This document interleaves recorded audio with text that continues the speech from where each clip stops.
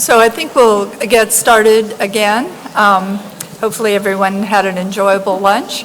And we're going to continue with our subcommittee reports. I'm going to turn it back over to Dr. Kleinman. Terrific. So our next report comes from the Pregnancy and Lactation. Oh, yeah. I forgot one public service announcement. Please be sure you speak into the microphone, speak loudly, and say your name before you start your comments. So just to help to make sure that we keep everything open. Great, sorry. So,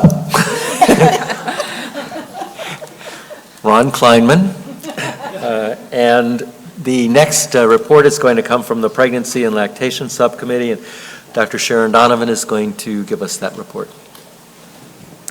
Thank you, and good afternoon. And I'm Sharon Donovan, and I'm presenting on behalf of the committee members that you can see on this slide. Oh, I need the advancer. I have the last advancer. Have a good one on. That's great.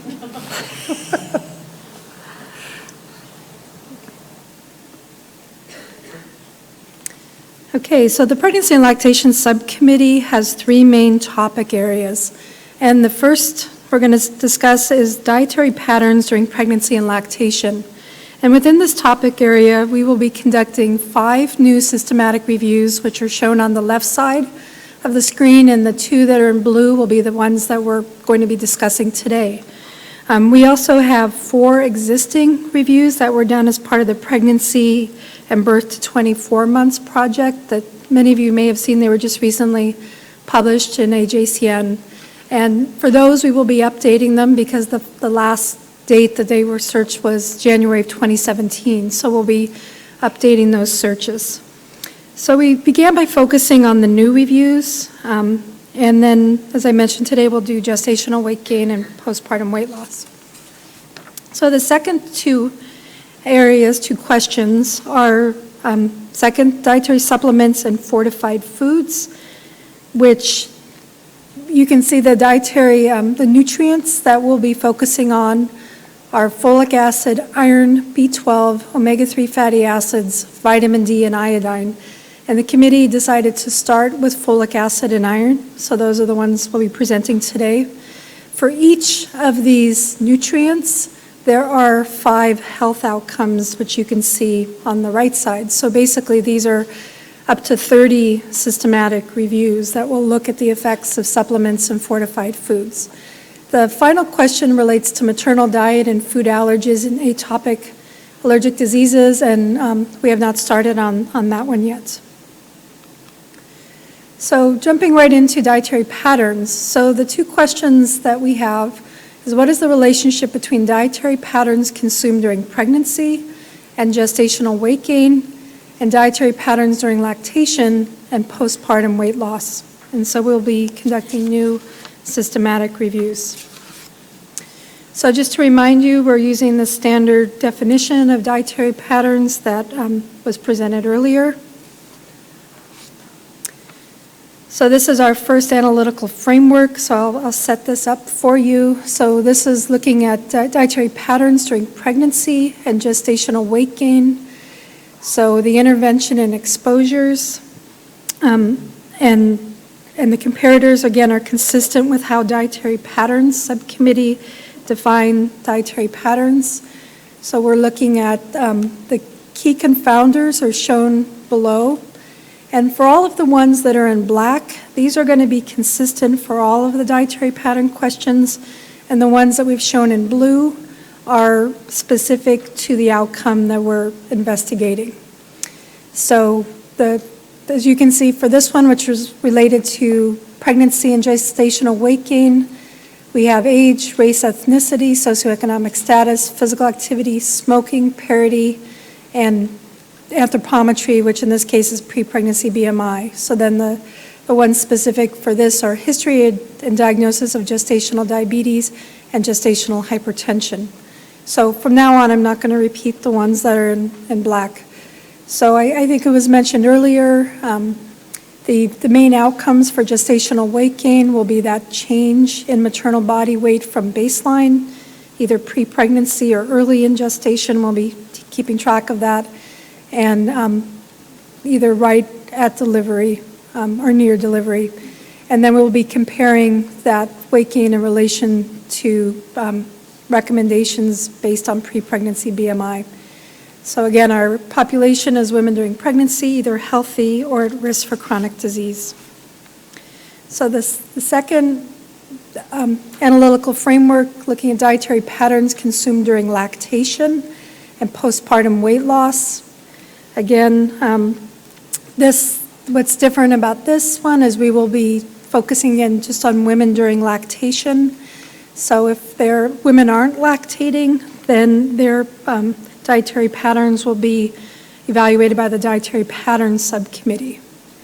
So we're looking now at change in weight from baseline postpartum, so close to delivery, we'll be recording that, and then whatever the later time point postpartum is. So again, we understand the papers could be quite variable, but we'll be keeping track of that. And then we'll look at postpartum weight retention if gestational weight gain has been accounted for. So again, the only new confounder for this will be breastfeeding. And what we mean by breastfeeding is not only whether or not well, obviously this is lactation, so they will be breastfeeding, but we'll be looking at are they exclusively breastfeeding or are they mixed feeding, so combining breast milk and infant formula. Okay, so our standard inclusion and exclusion criteria we're using the standard Nesser criteria. And then in terms of dietary patterns, we're using the ones that have been established for dietary patterns. So exclusion and exclusion criteria, again, either women during pregnancy or women during lactation, only human studies. And for temporality, we're looking at studies that assess outcome, exposure prior to outcome, and excluding those that assess outcome prior to exposure. So that's to control for reverse causality. Also, I should point out, and this is something that we're doing in a number, is that we're excluding studies in the case of pregnancy where they might have singleton and multiple births, but they've combined that data. So if they can have singleton or multiple, but they have to have presented that separately. The same thing for postpartum, if they've combined data for lactating and non-lactating women together, then we're going to be excluding those. If there's a paper that has both and they're reported separately, we'll include it, but it's only the pooled data that will be excluded. Okay, so this is exclusion for health status. And again, we've talked quite a bit about this. So we will include studies that enroll some or all mothers classified as underweight or obese during pregnancy. That's the only thing that's sort of different there. We will enroll, again, studies where some mothers may be diagnosed with a disease which could include obesity. So we will exclude studies that exclusively enroll women who give birth preterm or that exclusively enroll women diagnosed with with either severe undernutrition or hospitalized with an illness or injury. So we're really looking at healthy populations or those at risk for chronic disease. Okay, so now switching to the next set of questions, which is the relationship between nutrients from supplements and or fortified foods consumed before, during pregnancy and lactation, and a specific health outcome. So we're really focusing again on these nutrients, not necessarily in the foods, but unless they're fortified foods or supplements. And again, the first two nutrients we chose to focus on were folic acid and iron. So in terms of key definitions, this is the definition for dietary supplement. It is basically the definition from the Office of Dietary Supplements, but you can see that this does include not only nutrients, but potentially other dietary ingredients. But again, we will be focusing on the key nutrients, the 6 key nutrients that we were assigned. And then in terms of fortification, again, we're using the FDA definition of fortification, which was also used in the 2015 dietary guidelines. So again, trying to use standardized, accepted definitions for supplementation and fortification. So starting with our first question, so this is the relationship between folic acid from supplements and fortified foods. And in this case, we're looking at before, during pregnancy and lactation, and all 5 outcomes. So again, I'll just set up this analytical framework. Again, we're looking at exposure to folic acid from dietary supplements, which can be a single supplement or multiple, and fortified foods or a combination of supplements and fortified foods. And then we have comparators basically focusing on different levels of folate. So in this case, we're looking at, we've just decided for the before pregnancy exposure. In all cases, we're looking at 6 months pre-pregnancy. So we've set that as our time frame. And then during pregnancy and or lactation. So in terms of the markers of folate status, we have folate, vitamin B12, hemoglobin, mean corpuscular volume, and red blood cell distribution width. We chose not to include homocysteine because it's not a specific biomarker for folate status. So the key confounders are shown at the bottom, and these will be used for all the folic acid questions with the addition of some additional ones for certain outcomes. So this is looking at folic acid before and during pregnancy on gestational diabetes. Again, the intervention and comparators are the same.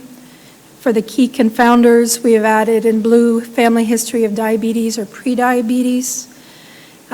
We have the intermediate outcomes. This was discussed below or previously, so I guess based on what we're deciding with diabetes in terms of hemoglobin A1C or whether that will be considered an intermediate as well as an outcome. So we need to be consistent there. But really what we've tried to do for our specific pregnancy and lactation outcomes is mirror the criteria that are being used in other outcomes so that we're trying to be as consistent as possible.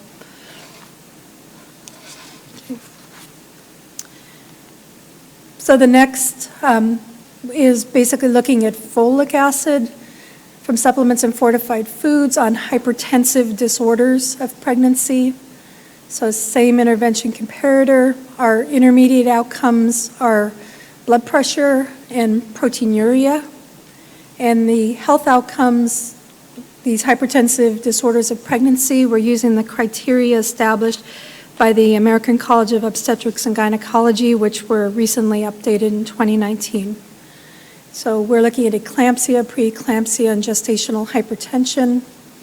The key confounders, the only addition here is diagnosis of gestational diabetes because there's some reports that between gestational diabetes and hypertensive disorders during pregnancy. The next is looking at human milk composition. And the original question was human milk composition and quantity. And basically the committee felt, as we discussed this, that there isn't really good evidence for any of these micronutrients impacting the quantity of human milk. So we're basically focusing on human milk composition. So very simple outcome, we're basically just looking at folate in human milk. And basically the same intervention comparators and no new key confounders for this outcome. And then our last outcome for folic acid is basically looking at developmental milestones, including neurocognitive development. So this is a little bit different because we're actually not focusing as much on the mother, we're focusing on the child. And basically helps to advance the slide.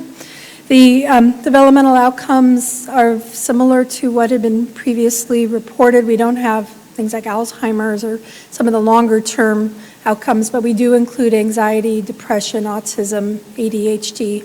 And because we know if we stayed within the B24, that there would be very few of these measures that would be valid other than developmental milestones. We've actually considered both infants and toddlers and even children and adolescents. So we will be trying to expand that to be able to capture some more of these neurocognitive, neurodevelopmental outcomes.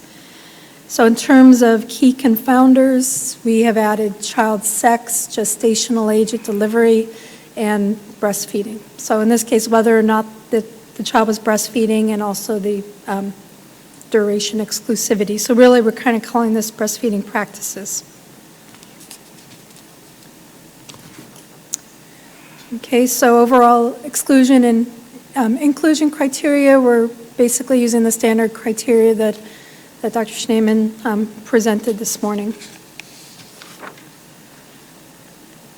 The types of studies, again, we had some discussion about this, due in large part to the fortification of the food supply with folate. So we wanted to extend the searches back farther, back to 1980 rather than 2000. And we also decided to include some cross-sectional studies and uncontrolled before and after. So these could be studies that perhaps looked at human milk folate before the fortification of the food supply and after. But also we felt, in this case, there will be very few longitudinal studies on human milk composition. So we feel that cross-sectional studies and folate intake are appropriate. So those are the only two differences there. So again, inclusion criteria, human participants only. There really isn't anything that's that different in terms of the inclusion criteria. You know, we will use studies. We'll include mothers with obesity being at risk of chronic disease, and we'll include studies where some of the children or the mothers may have gestational diabetes, hypertension, but exclude ones where that they're only diagnosed with those, and also excluding preterm infants. Okay, so I feel like I'm moving through this pretty quickly. So the next nutrient that we looked at was iron, and so this again will be very similar to folic acid in terms of the intervention and exposure.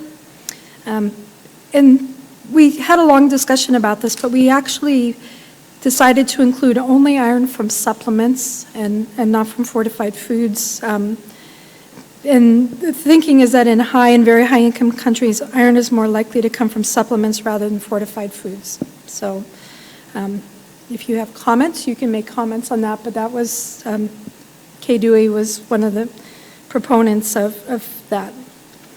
Also, in terms of iron, we decided not to look at human milk composition because all of the minerals are tightly regulated at the level of the mammary gland, and there's a lot of evidence that shows that iron supplementation has no impact on human milk iron content. So for iron, we only have 4 outcomes, and we're not including a systematic review on iron from supplements and fortified foods and milk iron. So again, these are going to be very similar to the folate. This is looking at iron consumed before and during pregnancy and lactation and micronutrient status. So basically same intervention and exposures, just in this case we're looking at iron only from supplements. The outcomes will be iron status, which will basically encompass however that was reported in the manuscript, so we didn't want to list all of the options. Diagnosis of iron deficiency anemia, and anemia. The population, again, women during pregnancy and lactation, and we will be looking at iron supplementation up to 6 months prior to conception. So for all of the iron outcomes, the only new key confounder that's consistent for all of them is now baseline hemoglobin. So the next analytical framework is iron on gestational diabetes. So again, the intermediate outcomes and endpoint outcomes will be the same as folic acid and gestational diabetes. The only new key confounders that we've added here is now family history of diabetes and prediabetes, as well as baseline hemoglobin.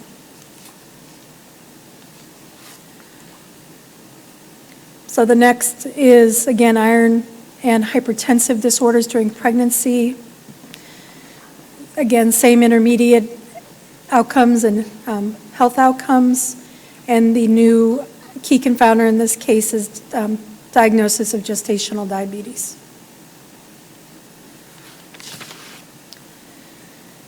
And then the last one for this is looking at neurocognitive development in the outcome.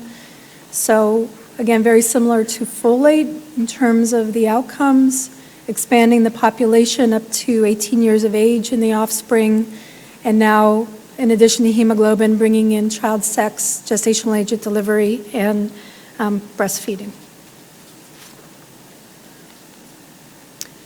So for the iron and dietary supplements, again, the standard criteria are used for the overall NESR as well as for folic acid and health outcomes. So basically, the next steps, after incorporating any additional comments we receive at this meeting, is to go to our next set of dietary patterns questions. So we've done the two on gestational weight gain and postpartum weight retention. The next are human milk composition and quantity, developmental milestones, and micronutrient status. And then we will start on the next set of analytical frameworks for dietary supplements and fortified foods. So we haven't necessarily decided yet on the order, but the next are B12, omega-3 fatty acids, vitamin D, and iodine. And then for each of those four, we will likely be looking at all 5 outcomes. So it's another 20 potential systematic reviews. So we have a lot of work ahead of us.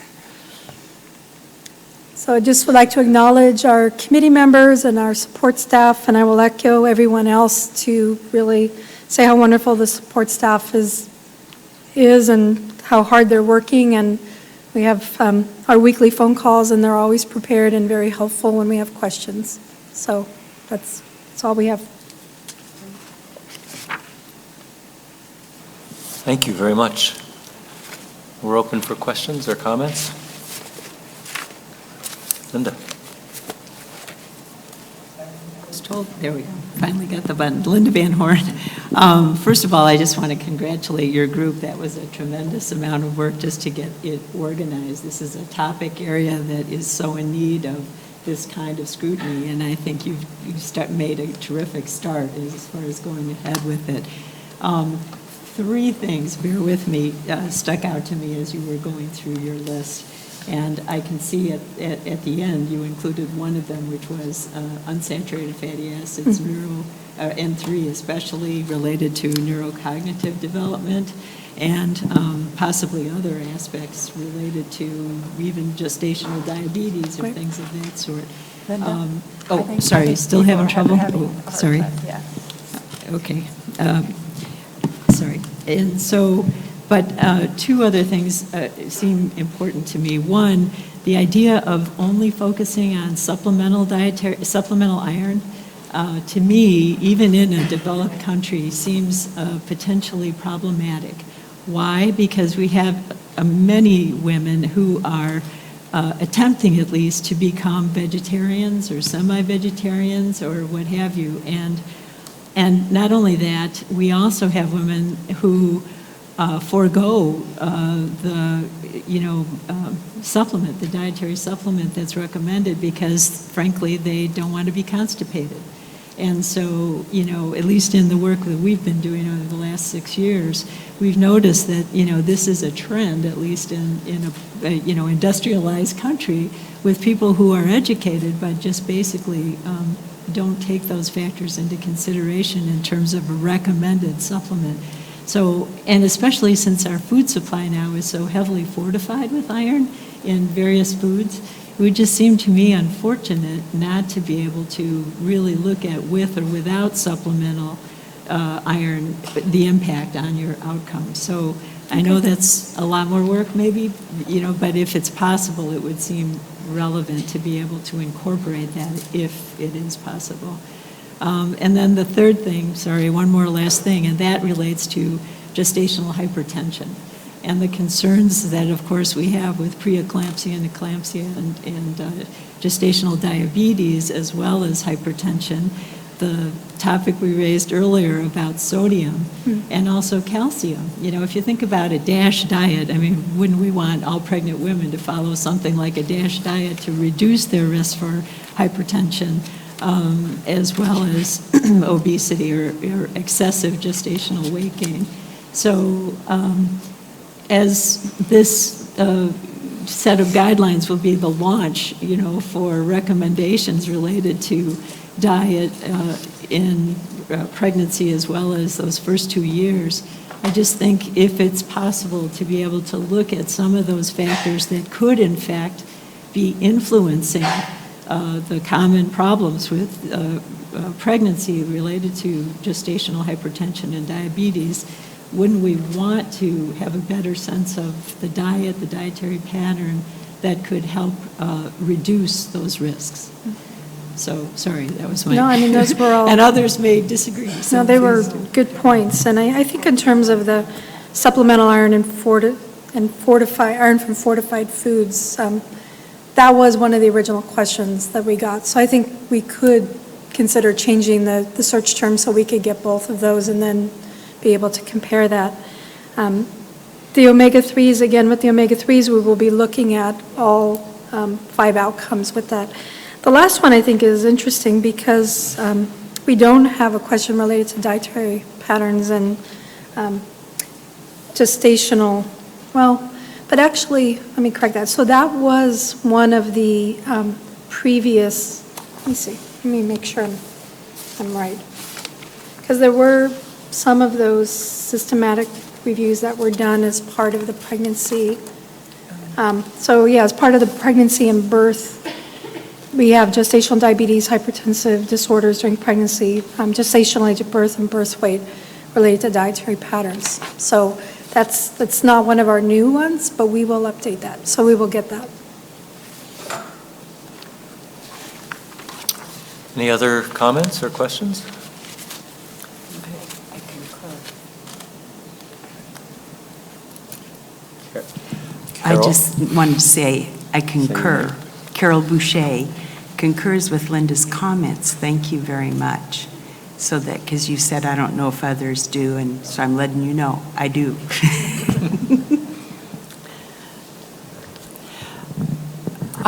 I wanted to come back on this point of iron in the fortified foods. And I'm not sure I fully understood the rationale behind why you might do it, because I think iron is part of the enrichment. So just like folic acid is part of the enrichment, that's why it's in fortified foods. It seems like the same logic would hold for iron. So any other people on the committee, because I think I was not on that call where this was discussed, and I actually came back and asked, so do you remember some of the, I think it's also perhaps just because during pregnancy in particular, the iron supplement level is so high, but again, I don't think it's a big deal to just include that in the search terms. It's not a new question, right? It was part of the original question that we decided as a committee, but we'll bring it back and make that decision with the staff, too.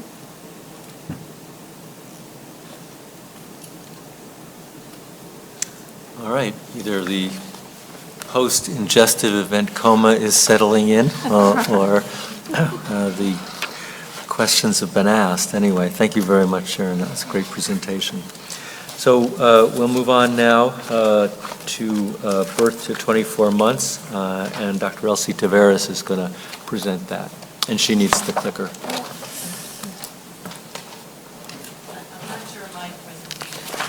Is going to do much for the postprandial. So bear with me, please. I'm Elsie Tavares. I am presenting for the Birth to 24-Month Subcommittee. Our chair, Kay Dewey, was not able to be here today, but we have a number of our subcommittee participants, including Sharon and Ron and Lydia. So I'm going to get started by telling you a little bit about the protocols that we are going to discuss today. We have 8 protocols that we've completed and 5 additional protocols that are yet to be completed. This slide shows the 5 topic areas that we're presenting today that relate to feeding human milk and infant formula. So you'll see that we're looking at duration, frequency, and volume of human milk or infant formula with growth, size, and body composition, with micronutrient status, with developmental milestones, with food allergy, atopic allergic diseases, and with long-term health outcomes. And this slide shows the 3 topic areas that relate to specific nutrients from supplements and fortified foods. We'll be covering 4 specific nutrients: iron, vitamin D, vitamin B12, and omega-3 fatty acids, with 3 separate outcomes: nutrient status, growth, size, and body composition, and bone health. And the 5 topic areas still to be completed all relate to complementary feeding, with micronutrient status, growth, size, and body composition, developmental milestones, food allergy, and bone health. So let's begin by looking at the protocols we've developed to examine human milk and infant formula topics. And I'll warn you all in advance that these are very complicated with a number of different comparators, so bear with me. But also want to say ahead of time that all of the protocols are available to the committee, but also to the general audience on the web. So our 3 human milk infant formula questions will be answered with new, original, systematic reviews. And the 3 questions that we will be asking are: what is the relationship between the duration, frequency, and volume of exclusive human milk and/or infant formula consumption with growth, size, and body composition? What is the relationship between duration, frequency, and volume of human milk and/or infant formula consumption and micronutrient status? And what is the relationship between the duration of exclusive human milk and/or infant formula consumption and developmental milestones, including neurocognitive development? We have also 2 human milk infant formula questions that will be answered with updates to existing systematic reviews. Similar to the pregnancy and lactation reviews, there are existing reviews on the following 2 questions that we plan to update. And the 2 questions that will be updated through updating of existing systematic reviews are: the relationship between the duration of exclusive human milk and/or infant formula consumption and food allergies and atopic allergic diseases, and what is the relationship between the duration of exclusive human milk or infant formula consumption and long-term health outcomes. We'll start, as we have with the other frameworks, with some key definitions. We define human milk as mother's own milk provided at the breast or expressed and fed fresh or after refrigeration or freezing, and we will not be examining donor milk. Infant formula is commercially prepared infant formula meeting FDA or international food standards, and complementary foods and beverages are foods or beverages other than human milk or infant formula provided to an infant or young child to provide nutrients and energy. We also have definitions for feeding methods, which you'll see throughout our analytic frameworks. The first is human milk feeding, which is feeding human milk alone or in combination with infant formula and/or complementary foods or beverages, such as cow's milk. Exclusive human milk feeding, which is feeding human milk alone and not in combination with infant formula and/or complementary foods or beverages, such as cow's milk. This definition is inclusive of the World Health Organization definitions of exclusive and predominant breastfeeding, which permit limited quantities of drops or syrups containing vitamins, minerals, or medicines, water and water-based drinks such as sweetened water and teas, fruit juice, oral rehydration salt solutions, and ritual fluids. Our definition for mixed feeding is feeding human milk and infant formula, but not complementary foods and beverages. And our definition for topping up is feeding infant formula after human milk during a single feeding session. So I'm going to pause a bit, and similar to Carol, I have some animation because of the complexity of this analytic framework.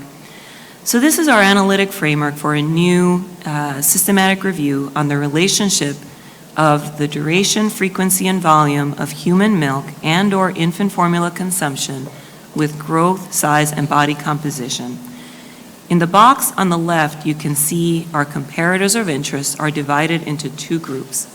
I think I have several clickers. The top grouping, which is in red here, shows 3 specific comparisons we want to use to examine duration of human milk and/or infant formula consumption. These comparisons align with the first feeding decisions that caregivers have to make.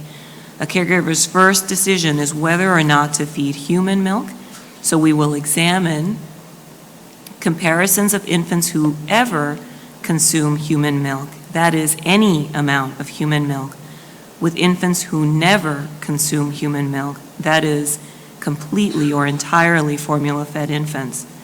Among infants who are fed human milk, subsequent decisions caregivers have to make are how long to feed human milk at all and how long to feed it exclusively.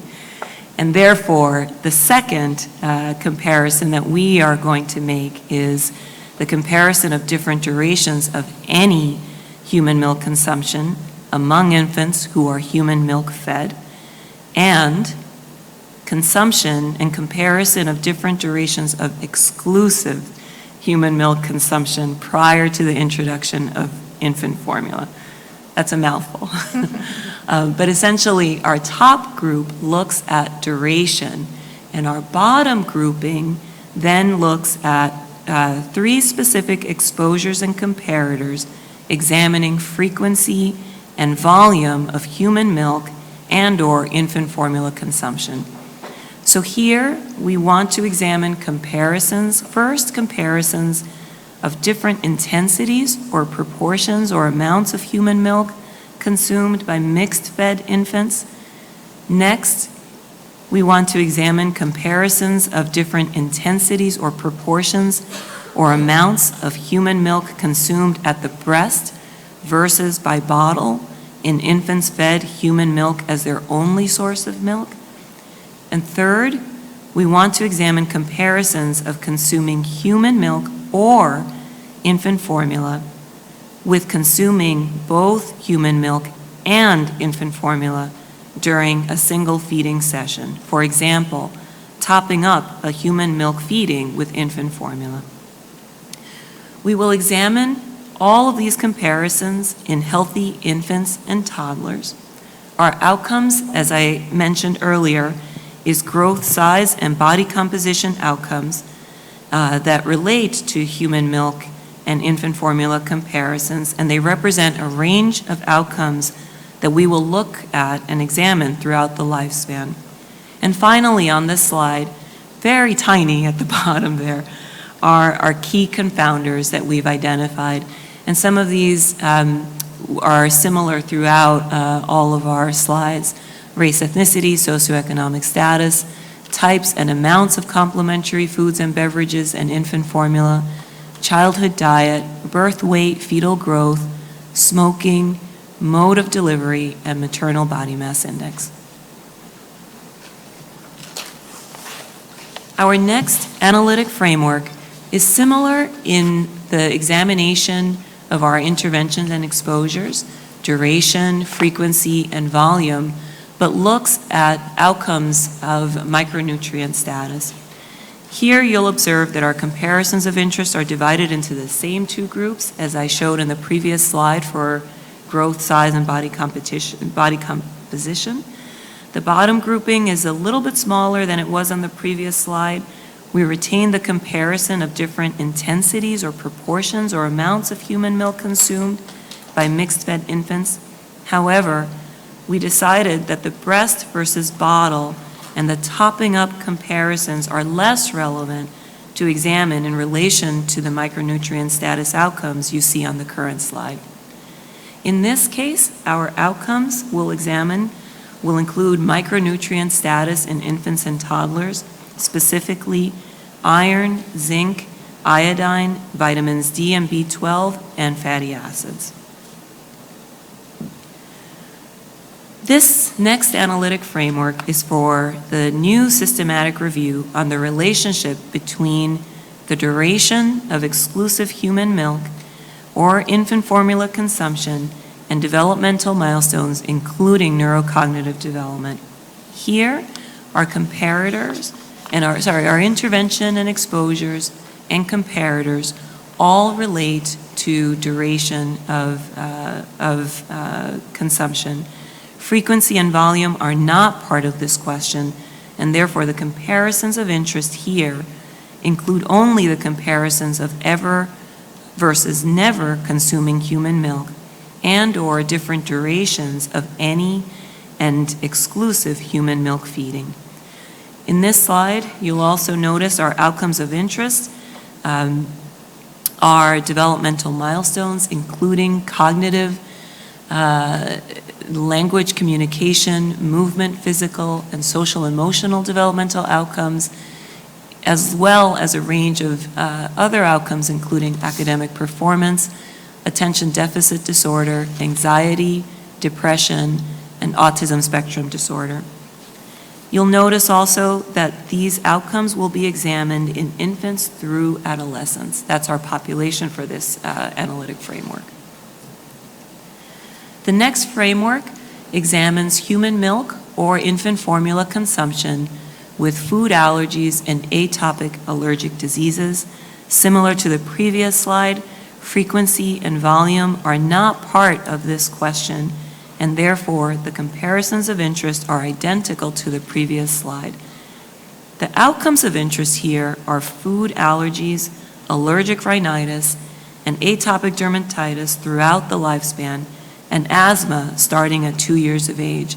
And that was intentionally done so that we are really capturing asthma and not transient recurrent wheeze that happens prior to the age of 2.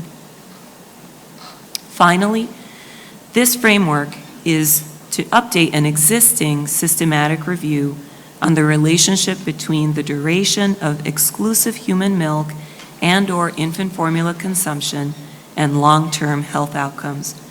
Again, you'll observe that frequency and volume are not part of this question, and again, the comparisons of interest are identical to the previous 2 slides.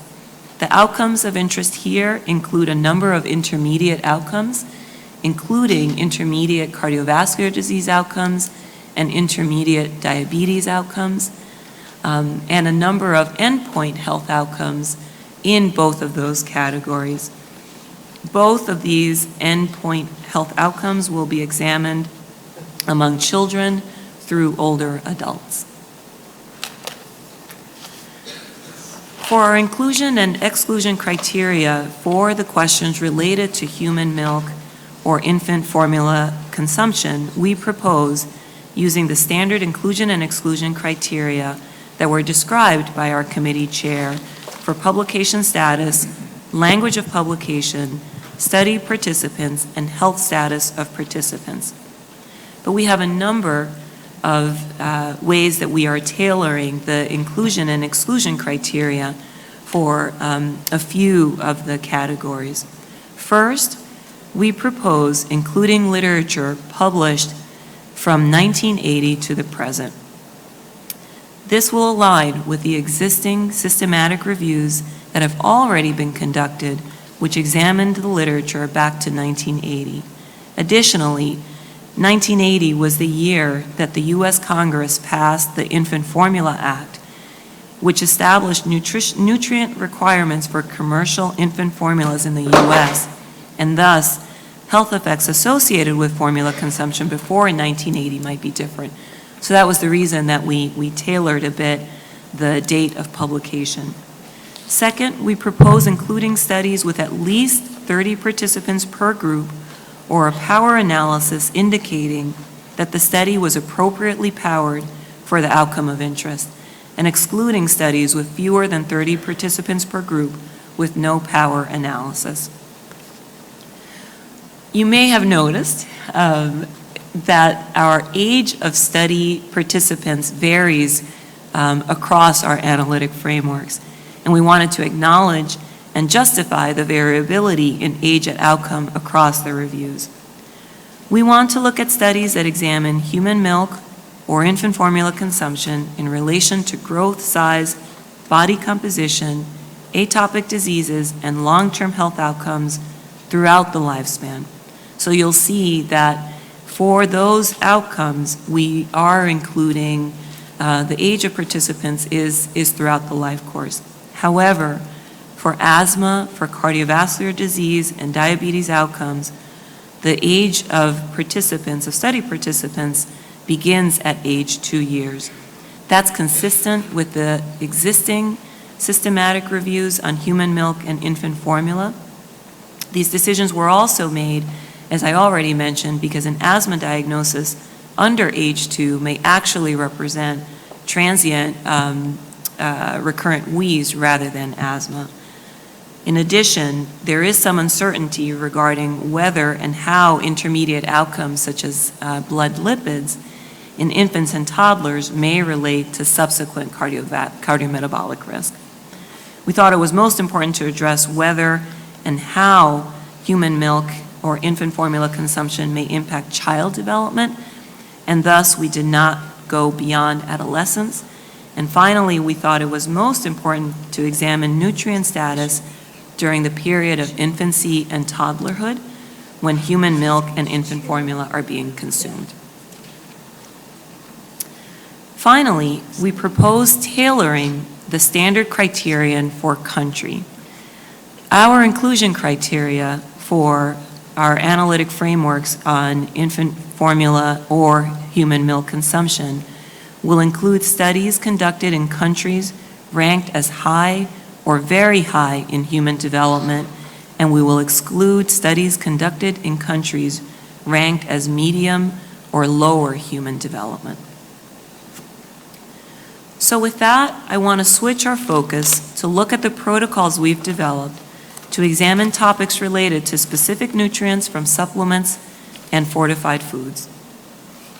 The approach to answer this next set of questions that examine specific nutrients from supplements or fortified foods consumed during between birth to 24 months and multiple health outcomes will be original systematic reviews. As noted on the slide, there are 4 public health nutrients of interest for these questions, which are iron, vitamin D, vitamin B12, and omega-3 fatty acids. So 4 nutrients of interest, 3 outcomes of interest, which are nutrient status, growth, size, and body composition, and bone health, resulting in 12 analytic frameworks. Again, some key definitions, and I won't read these word for word. These, I know, sorry, Jane. I know you really wanted me to read these. These are the key definitions discussed by our subcommittee that are provided on each analytic framework with this set of questions. The definition for dietary supplements is from the 1994 Dietary Supplement Health and Education Act. Is provided is provided here on the slide, and the definition for fortification is as defined by the U.S. Food and Drug Administration and is also available online. So we'll start with our first analytic framework examining nutrients, nutrient status. This next set of systematic review questions examine the relationship between a specific nutrient, in this case iron, from supplements and/or fortified foods, again consumed during infancy and toddlerhood, birth through 24 months, and the specific nutrient status outcomes. The intervention or exposure of interest in this next set of slides that you will see is consumption of the specific nutrient. Again, here I'm showing iron from supplements and/or fortified foods or beverages. The comparators for consumption of the nutrient from supplements are consumption of the specific nutrient at a different dosage or frequency from supplements and/or consumption of the nutrient from fortified foods.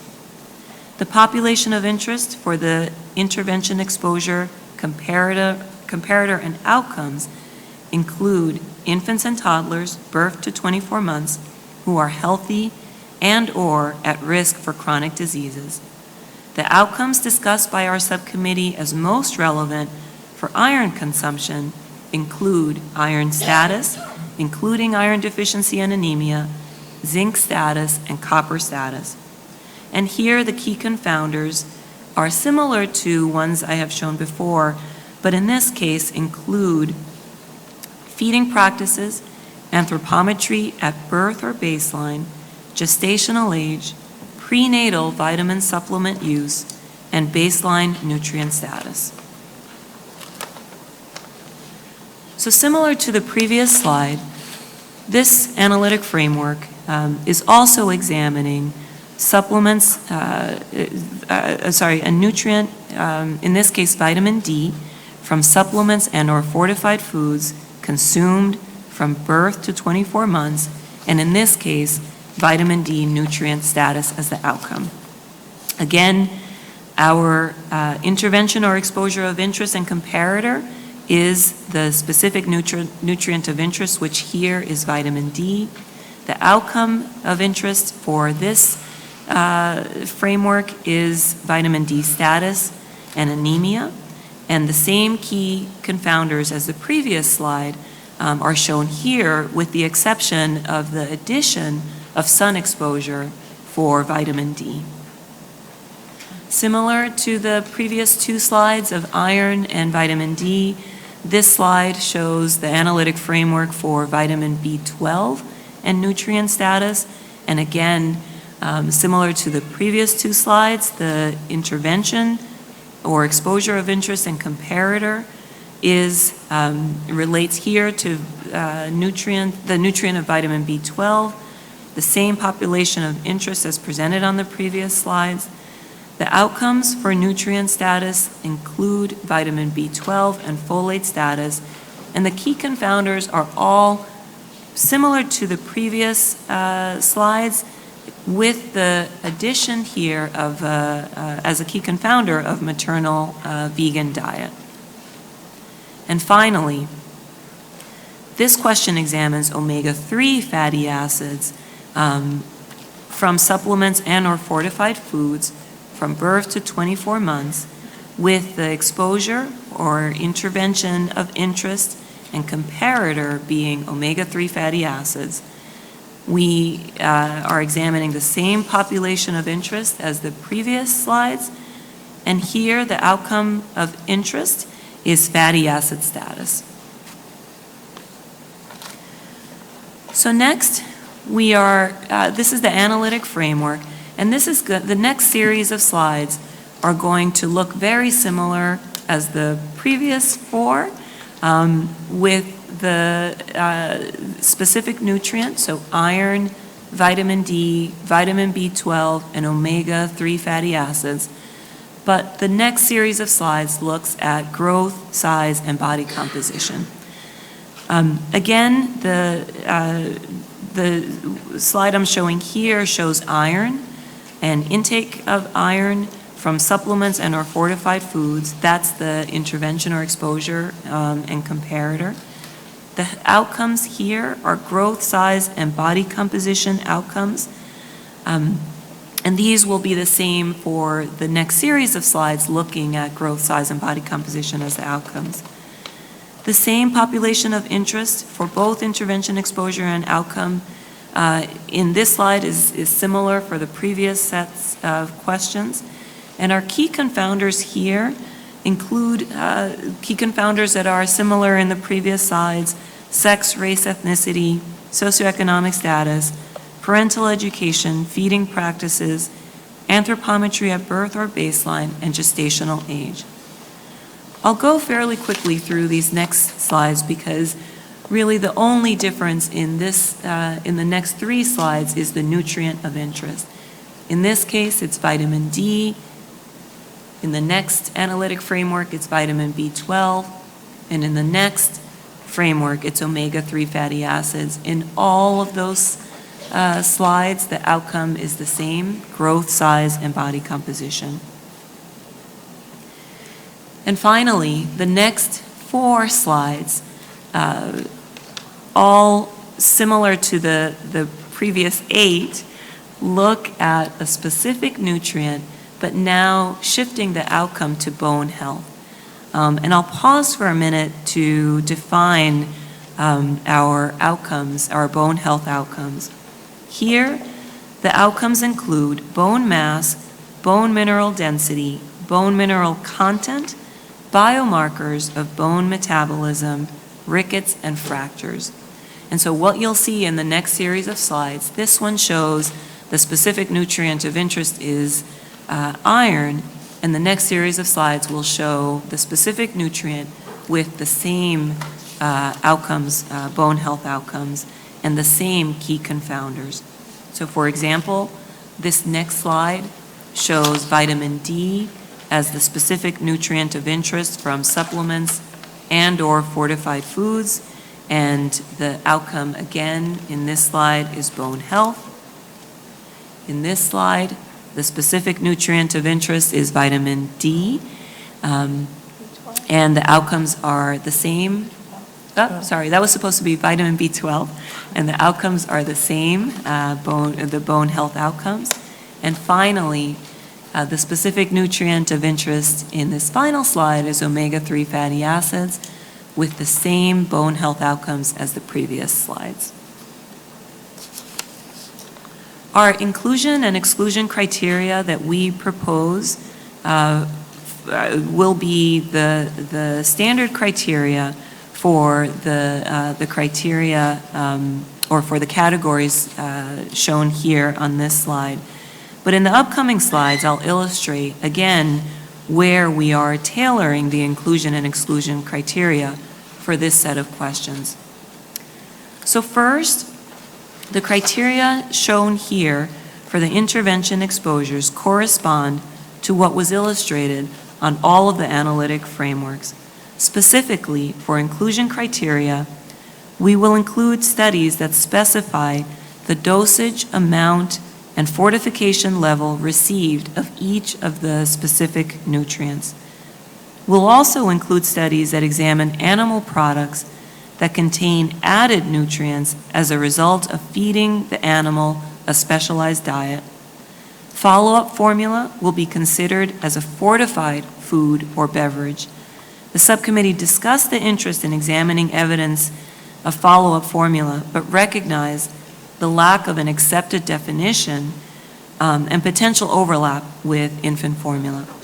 There are no name or claim requirements for toddler milks, and there's a wide variation in statement of identity for what a follow-on formula is.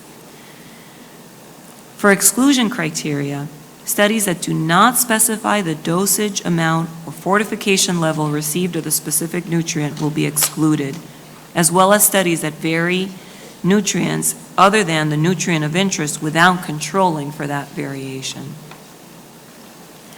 We also propose tailoring, similar to the previous set of analytic frameworks, the age of study participants. For bone health outcomes, the age will include only children and adolescents ages 2 to 12 years.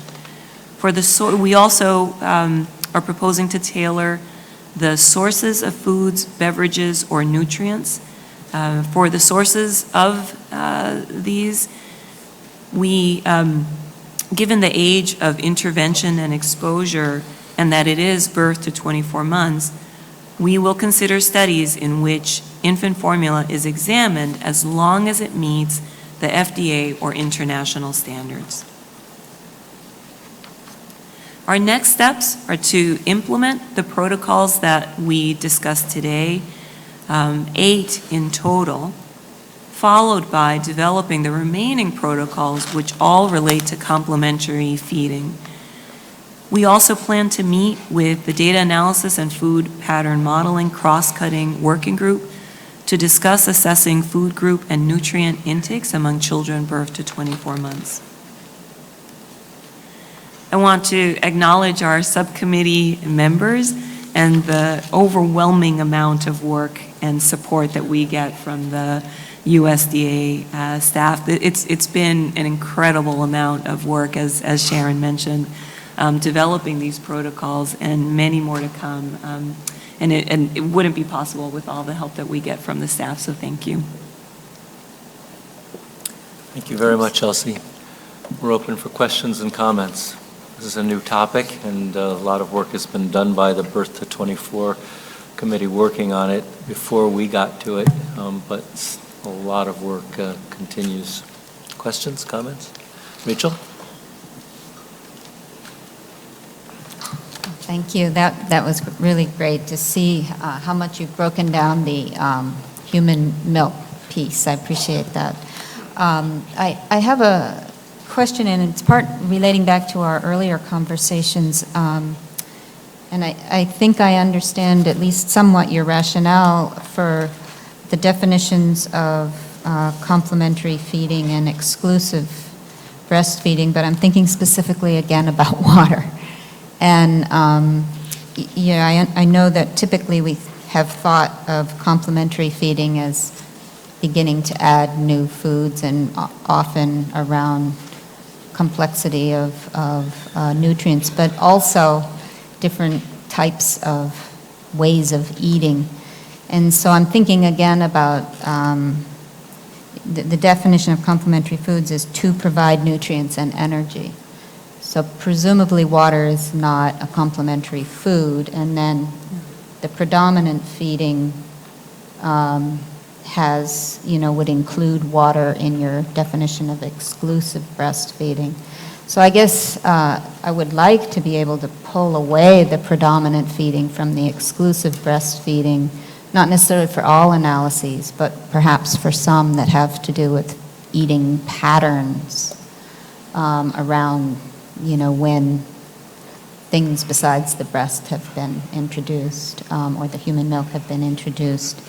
And then similarly on the complementary foods, I wonder if we want water as a part of as a pattern or as a food to be able to be identified. So I'm not positive the answer, but I think it's an inconsistency that will evolve with our other approaches, and I think this first has to hang together as a B24 question, but I think even as a B24 question, there might be some reasons to be able to pull those things out, to keep it together or apart.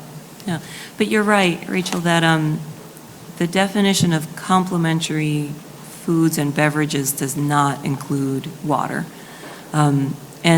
And that also is consistent with the World Health Organization definition that allows water in the definition of predominant breastfeeding and exclusive breast milk feeding. But is your question about whether I don't think your question is whether water should be, it's how water is. Whether it could be identified It could be in identified, those studies, yeah. so that it could be pulled out. I think there was a time when we were more strict with exclusive breastfeeding. And for some of our questions about habits around food and drink, it might be useful to be able to pull it apart, and similarly with the complementary feeding. No, it's a good point, and will depend on how much it's being reported. I think the there's a good point even in the adult studies about the lack of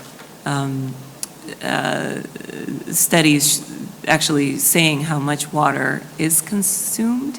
And I suspect that we might run into the same issue in the birth to 24-month group. I mean, I think until the WHO did come up with that broader definition of exclusive breastfeeding, water was not included, nor was anything else. Right. But then along came a couple of things. One, recommendations to supplement with vitamin D and iron in the exclusively breastfed infant, and a struggle to help families understand how you call something exclusive, but yet you supplement. And then I think the other consideration is hydration at that age, and how you ensure adequate hydration, which can by and large be assured through exclusive breastfeeding, but occasionally requires water, particularly during the first few weeks postpartum when bilirubin metabolism is an issue. So there's nothing very clean about this, and it does pose some challenges to us, and I suppose we can ask the question whether water intake can be identified, but I don't think we're going to get a clean set of outcomes based on information about water intake. Juice and other things, and teas, I think that's where you get into predominant, and that makes it even more challenging for us, and I suspect many of us would just as soon consider that complementary feeding. But in an effort to be consistent with worldwide recommendations and common practices, that's why it's lumped together. So I don't think I'm shedding any light on this, but I'm just trying to say why it's more complicated. But maybe we can just code whether it's exclusive or predominant, if it's identified, and that would give the potential to do an exclusive analysis. Yeah. Thank you. This is Barbara Schneeman. I'm wondering if we also want to ask the staff about pulling out that kind of information. It sounds like you're coming to the fact that it needs to be data that's collected if it's available. If it's available. Yeah. And so I don't know if the staff wants to comment on that. Sure, this is Darcy Gungor, and this definition came about actually during the pregnancy and birth to 24 months project and sort of has been carried over into this one, and I think there was just an acknowledgement among the experts of that team and now of this team that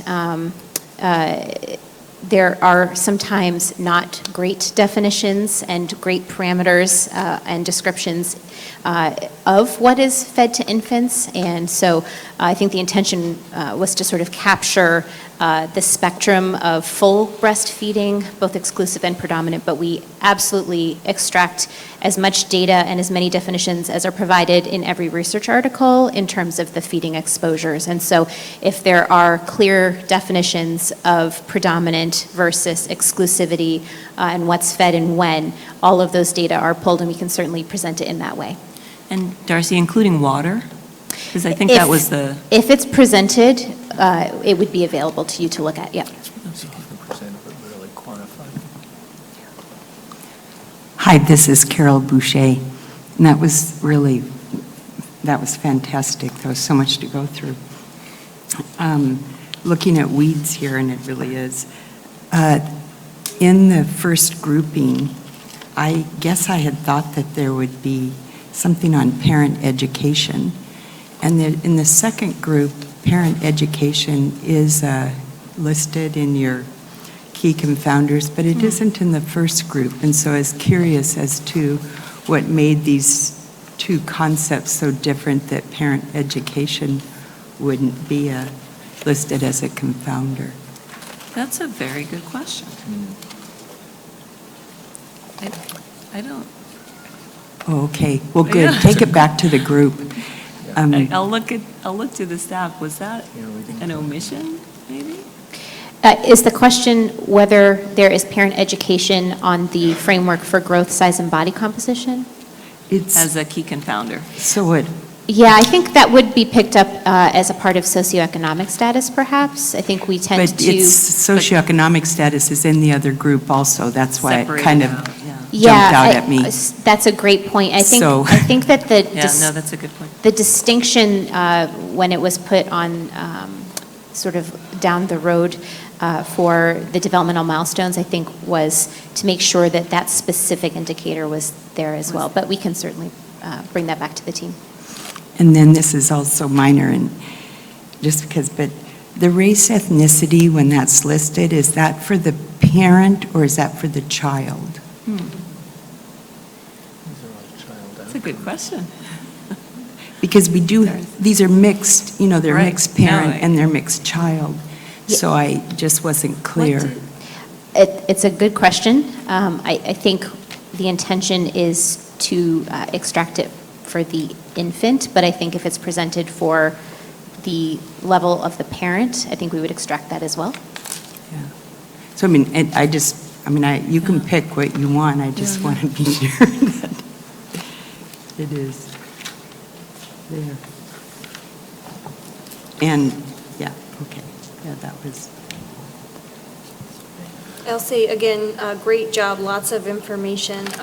This is Reagan Bailey. Sorry, Reagan Bailey, short microphone, tall person. When you have the nutrient status, does that need to be more clear in terms of biomarkers? What is status? Yeah. So where we expect to have actual biomarkers, we made note of it. And so I can pull them up, but in several of them, particularly for the bone health outcomes, we included biomarkers. But I don't think there were biomarkers for every single outcome. Is that what you're asking, Regan? Yeah, I was just asking for like vitamin D status. Is that serum 25-hydroxy D? Is that dietary intakes? Yeah. So here we didn't include the exact biomarker, but yes, where available, we plan to include biomarker status as well, as for short status, essentially. I guess just to follow up on that question, because I was curious about the same thing. Yeah. Because there's a difference in looking at intake versus looking at status from a clinical biomarker. So is the aim to look at a biochemical or clinical status marker? Yes, Oh, if it's okay. available. And then I know you also had fatty acid status, and so I was interested in knowing what do you think would be included in that? So that's a good question, because we didn't have a list for the fatty acid outcomes there. Yeah, this and is Laurel. biomarkers. Yeah, this is Laurel English, so I just wanted to add on there that we do have some more specific examples included in the inclusion-exclusion criteria that's posted online in the protocols. But as a typical standard approach, we extract anything that is reported. So for the example of fatty acid status, we would certainly extract omega-3s, omega-6, omega-9. I think the subcommittee discussed red blood cell membrane. So if it's reported, we will certainly extract it, and it will be available for the evidence synthesis. Yeah, this is Sharon Donovan. I recall the same conversation because these are also 0 to 2 years of age. So a lot of the standard markers that we might expect in adults may not be available. So I think the idea was whatever in the paper that they're reporting as their iron status marker, and then we'll basically pull it all, and then in the analysis phase we'll need to, to go through that. But we also talked about like some of the bone markers may not necessarily be validated in this age. So, the issue with this whole area is that the amount of evidence may not be very deep. So we're trying to cast the net widely, at least at this point in terms of, but this is really status. We were thinking primarily biomarkers because, we're going to be collecting the intake, and then we're looking at the effect on whatever the health outcome is. Can I just ask a question? And I feel kind of stupid because I'm on the committee, but I can't remember the conversation around when we looked at specific, like omega-3 fatty acids and growth, size, and body composition. When we looked at human milk feeding, we looked longer than just B24. But for all of these, for all of the specific nutrients on growth, size, and body composition, we are only talking about birth to 24 months. For bone, we're going farther, but I'm just thinking that some of the aspects on growth may not play out yet in the first 2 years. So I think the committee should maybe reconsider, for just mainly for those, the bone and the growth for going longer. No, I agree. For bone and growth, for sure. Yeah. Well, for bone, it's already through It is 18. But for some reason, it's there for the human milk, but not for the specific nutrients on growth and size and body composition. Linda? Just quickly, first of all, adding my compliments and accolades to the work that's been done. Two quick things. One relates to, I'm so happy to see inclusion of mode of delivery. I think as we're looking at a rapidly escalating interest in the microbiome and understanding the differences in terms of C-section versus vaginal delivery as it affects the microbiome, it's of interest, to consider that aspect. Not only, I think I saw it in one slide, but I didn't see it in the others. And of course, only if it's available and, it may be or may not. So that was one comment. The other, in the interest of both vitamin D and also bone health, I was surprised there was no mention of dietary calcium or sources of calcium. And my concern is related to the large number of moms who really don't understand the difference between dairy milk and plant-based milks, and how different those can be in terms of source and bioavailability of dietary calcium. So I just, again, it may not be available, but to begin with the end in mind, it would be good but to include it. that. No, that's a good point. Rachel?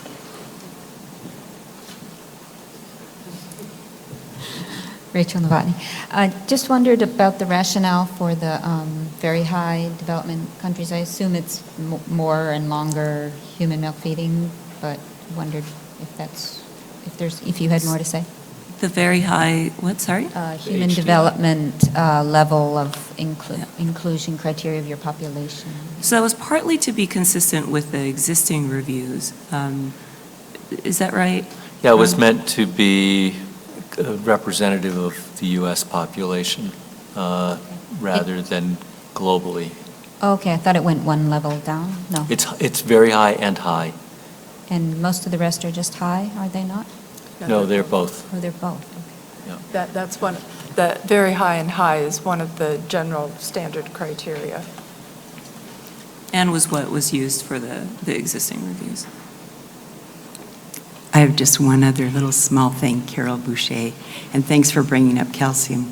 That's where I was going next, but I won't say that now. But what I will share is that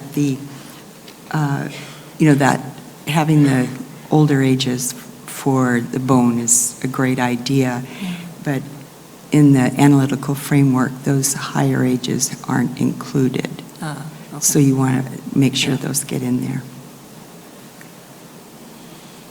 Thank you for pointing that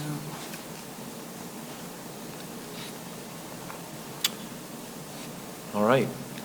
I think that we've exhausted that topic for the moment anyway. So we'll turn it over to you, Barbara. Right. So we're actually, if you advance the slides, we're scheduled to have a break at 2:30, but hopefully no one will object if we give you all 10 extra minutes. We do try to hold to the time schedule as much as possible because we know that people are watching online and various other ways. So if, why don't we break now and then we'll expect you back at 2:45. Extra 10 minutes. Good idea.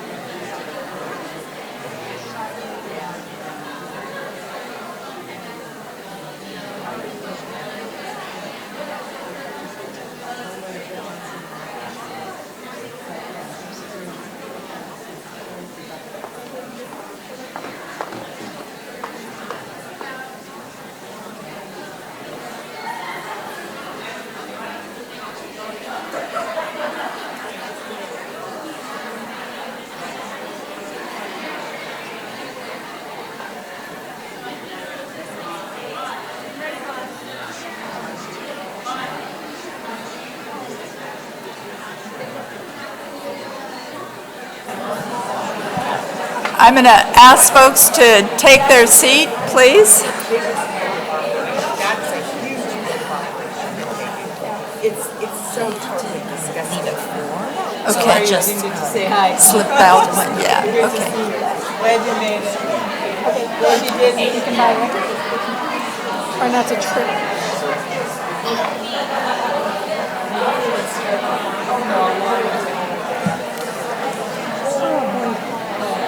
We're on we use that 40. Do you mind making one more announcement about speaking into the microphone? Okay. So, Linda, speak into the microphone. I talked to her personally. So again, if I could get people to take their seats, including the committee. And I will once again remind the committee members, please make every effort to say your name and speak as directly into the microphone as you possibly can. So it helps both with the transcription as well as people hearing who are participating either online or in the room. So that would be great. So we're ready for our next two subcommittee presentations. And so our next one is the Beverages and Added Sugars Subcommittee. And Rick, I believe you're going to do the presentation for that. Right. Thank you. Microphone. Okay. Yep. Got the mic on. Okay. So here's the list of committee members, and as you can see that Beth is actually the subcommittee chair, but since she's not here, I'm pinch hitting for her. I think if we were to run this presentation through Authenticate relative to what's already been done, we'd be expelled for plagiarism. We've already covered much of this, but we'll go through it just so it's on record and clear. But this is government, so. Right. Okay, so our questions fall into three primary topic areas, and the first is the role of non-alcoholic beverages and consumption on a number of different outcomes, including anthropometric measures, and each of those is assessed across the lifespan, but also the role of non-alcoholic beverages during pregnancy and effects on birth weight, standardized for gestational age and sex, as well as gestational weight gain. And then the third question under this topic area concerns non-alcoholic beverage consumption during lactation and its effects on postpartum weight loss and there we go, sorry about that. And human milk composition and quantity. So the subcommittee has worked through the first four of these. They're the ones highlighted with the asterisk. The one that we haven't gotten to yet is human milk composition and quantity. The second topic area is added sugars and is largely parallel to the way we have handled the beverages question. Some small differences in terms of the general population. We've added questions related to risk for cardiovascular disease and type 2 diabetes. And for the analysis concerning pregnancy, we've taken out birth weight but retained gestational weight gain. And then for lactation, the impact on milk composition and quantity is removed, but postpartum weight loss is retained. Alcohol will be the third main area, and again, we haven't gotten there yet, and the questions there are defined here, but since we haven't gotten to them, I won't belabor those. Oops, sorry about that. The four questions that we will present in a little bit more detail are listed here. The way we will be approaching them is through the Nesser systematic reviews. We too have a couple of definitions that are probably worth specifying. We're using the same definition of beverage pattern, but I do want to kind of emphasize the orientation here, because pattern can evoke many different concepts. It can be circadian, infradian, seasonal, cultural, nutrient, and so on. And different subcommittees are indeed picking up on them in different facets. So the frequency of eating group will be looking more at temporal patterns. The dietary pattern group will be looking more at sources. So our focus here really is primarily on quantity, on portion size. As Reagan pointed out first thing this morning, we will definitely have to work across subcommittees to integrate all this as we go forward. Our definition of gestational weight gain is drawn from the CDC and pretty straightforward. The weight of women gain during pregnancy, and the IOM 2009 definition is used for postpartum weight retention. It's the amount of weight that remains, interesting choice of words, during the postpartum period minus the woman's pre-pregnancy weight.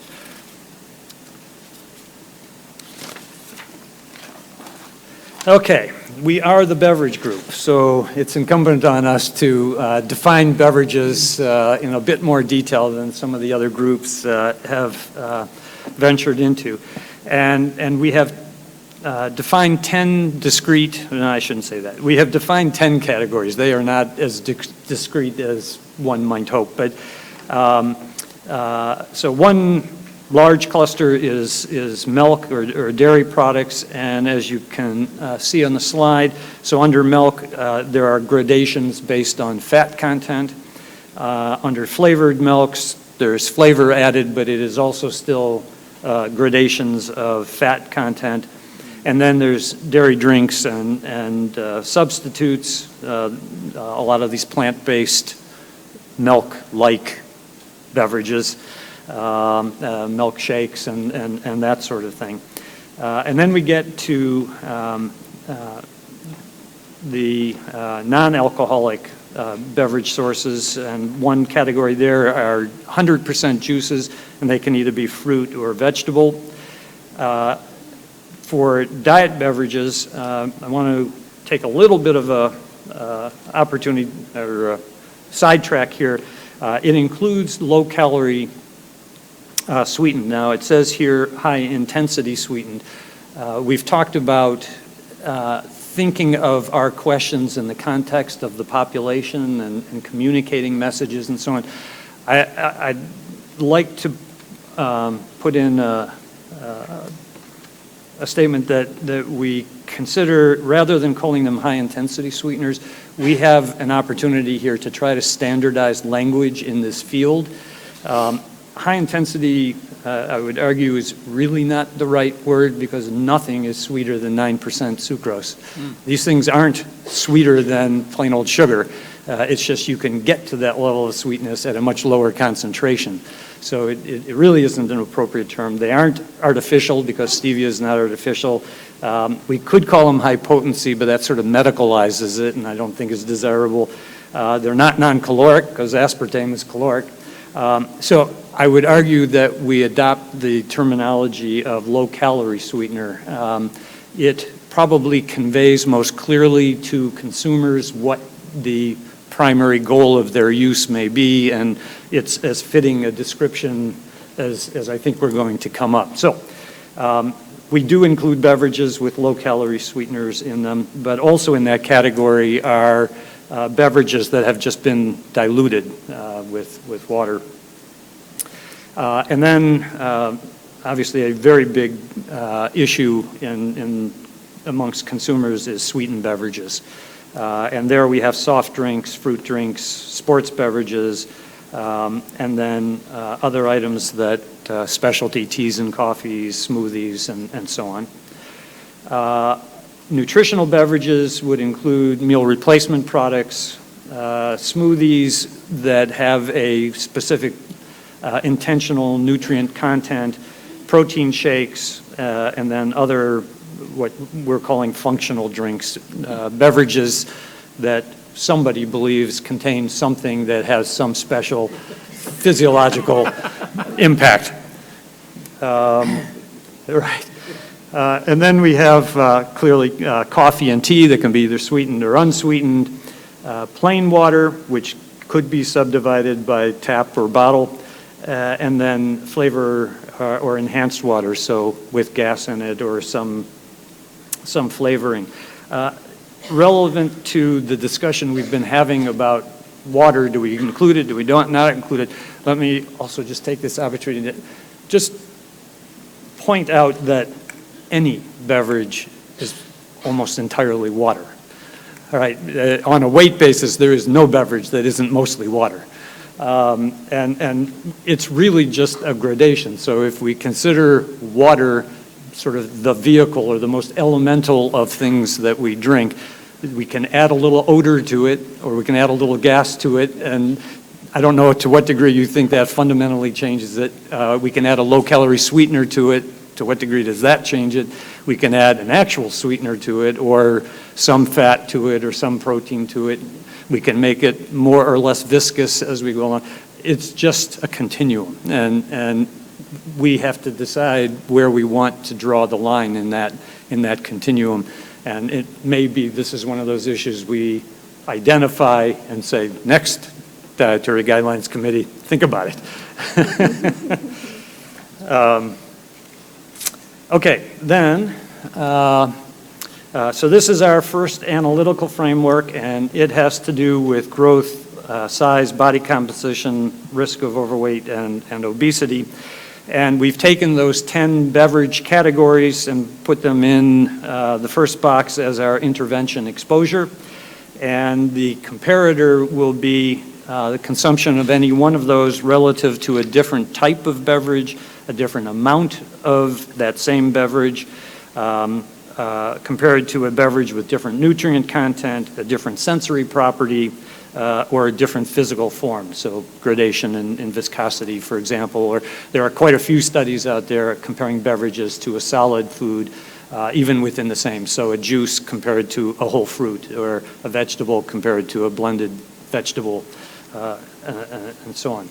And I think it's important to have these distinctions because it does in fact allow us to compare across categories to see to what degree is whatever health outcome we're measuring really due to the fact of delivery system, it's a beverage, relative to what property it also conveys. Is it just a delivery system for nutrients and it's the nutrients?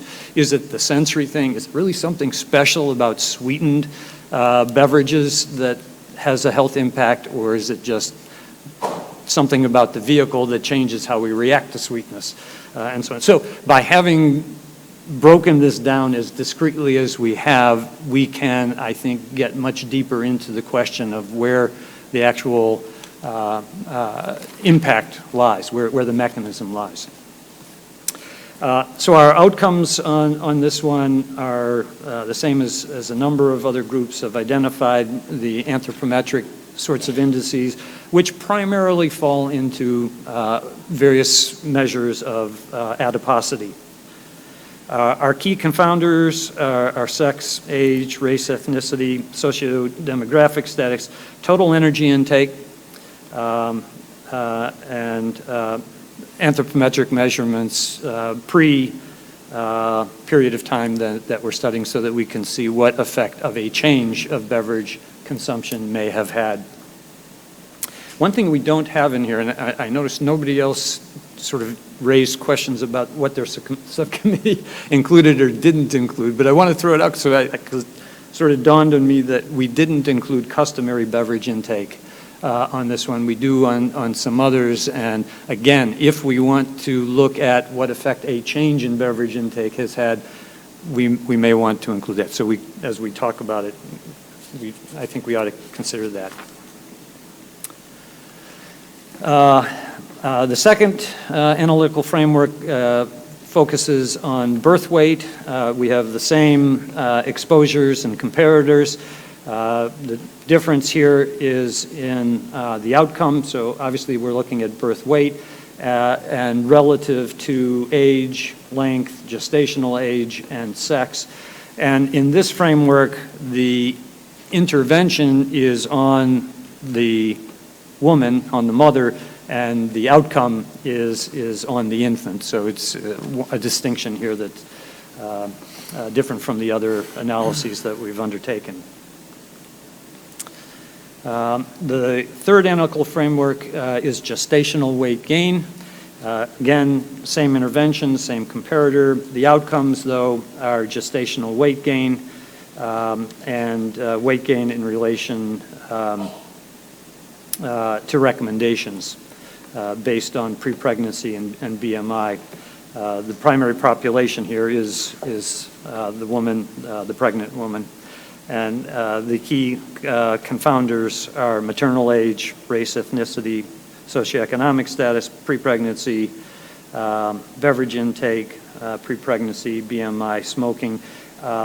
And once again, we have gestational diabetes in several of the other analytical frameworks, but we didn't include it in this one. It seems to me relevant if we're looking at gestational weight gain.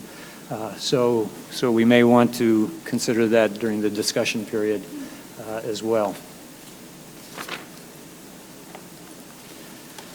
Our final analytical framework is on postpartum weight loss, same intervention, same comparator. The outcomes here, though, are change in weight from baseline to some later time point during the postpartum period, and postpartum weight retention if gestational weight gain is controlled. The key confounders are maternal age, race, ethnicity, socioeconomic status, pre-pregnancy, beverage intake, pre-pregnancy, BMI, gestational weight gain is used here, smoking and breastfeeding status. And the one that we don't have here, again, is gestational diabetes that may be relevant that we can discuss momentarily. In terms of inclusion and exclusion criteria, we're using the same standard criteria that have been described multiple times before. For the upper part, we have tailored a few of them. We are setting a date going forward for which papers to include of January 2000, and we'll go through the end of June 2019. In terms of study duration, we decided that we should set a minimum of 8 weeks. The rationale being that a lot of our outcomes are weight-related, and it just takes time to measure a change in body weight that's something other than a transient shift in fluid balance. And even 8 weeks is probably truly a minimum, but we were afraid of losing too many papers if we went too much further than that. In terms of inclusion and exclusion in terms of study participants, the inclusion criteria, as I mentioned, we'll be looking over the lifespan, so those categories are defined on this slide, and I think are consistent with some of the other groups, though I guess not all. And by definition, the complement is we will not be looking at beverage consumption in infants and toddlers. In terms of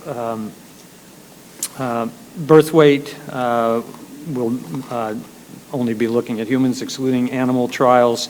And gestational weight gain, we'll be looking at females who are pregnant, capable of becoming pregnant, and then their offspring.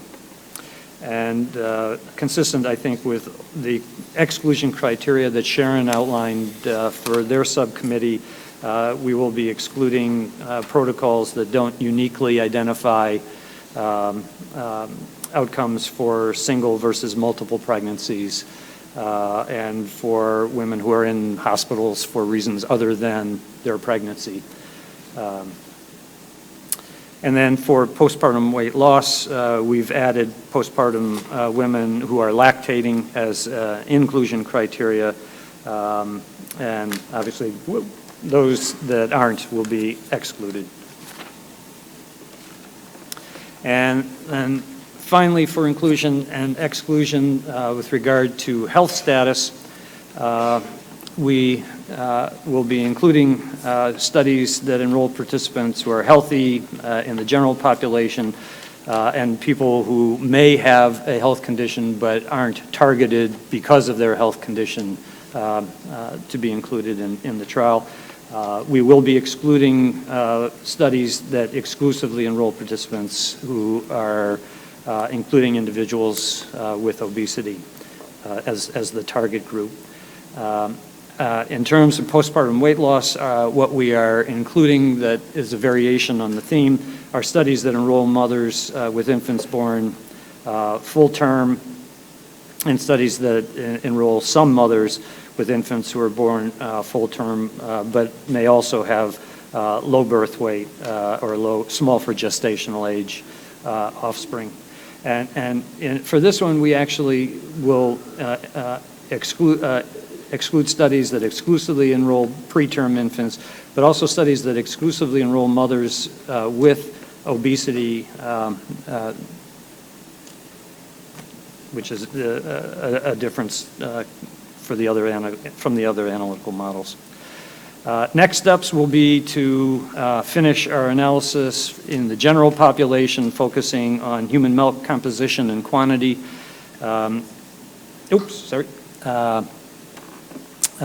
the last question in that category, then we'll move on to the added sugars category, and you can see listed there the different outcomes we'll be focusing on, and then finally alcohol. And We too want to thank the staff, outstanding job in keeping us on track and providing us with the information we needed to give our advice. So I'll stop there.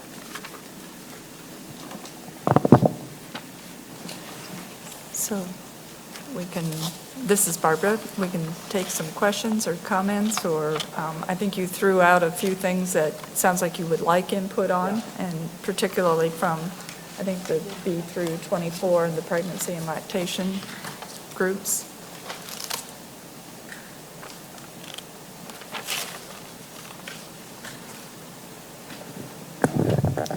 Well, for the questions that you had about this is Sharon Donovan.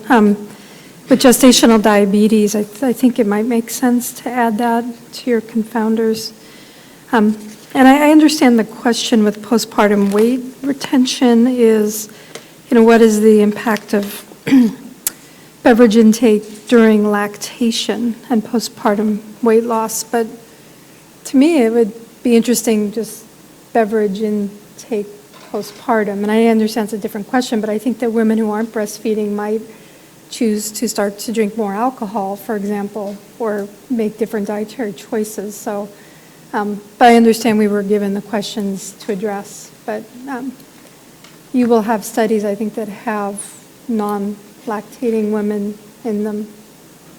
Yeah, that's a good point. I wouldn't be surprised if in some of those papers they are the comparison group. Mm-hmm. So we might be able to pick up some of that information.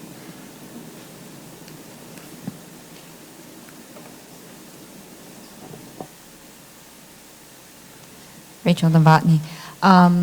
Yes, on the gestational diabetes, I think, though, the question may be a bit of our harmonization amongst our groups. I think we were taking this, correct me if I'm wrong, approach of a very minimalist approach of things that would exclude studies from, from their ranking. So maybe we need another box for some things that we want to consider in analysis, but that maybe wouldn't necessarily ding the study, and I'm not sure if that is a must include.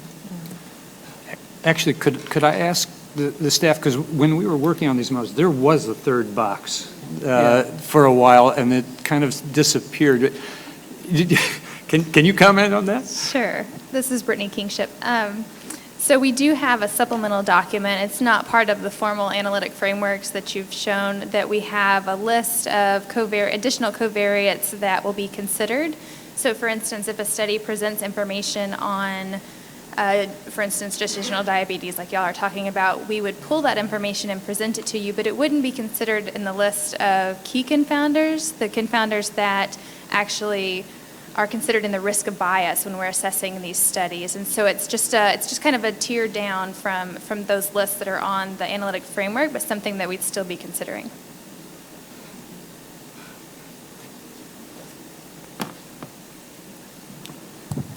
Jamie Ard, so to continue on that point, I think it might be useful to, when there are similar outcomes or populations, we might want to really sort of compare which confounders do we really believe are key. So for example, like I've looked at parity. Parity is included for pregnancy and lactation related outcomes, but not frequency of eating and sugar sweetened beverage when it comes to gestational weight gain. And so I would want to say, okay, if we're going to say it's key for gestational weight gain in this one particular question, do we have a rationale for not including it in others, or should it be, when it comes to gestational weight gain, parity is something that we're going to consider across all of the particular questions? So it might be good for us to just have a grid or something that we can share across subcommittees to make sure that we're at least consistent in our rationale. And it's right now it feels sort of haphazard, like, oh yeah, I thought about this one, what about it? But we could probably harmonize that a little bit.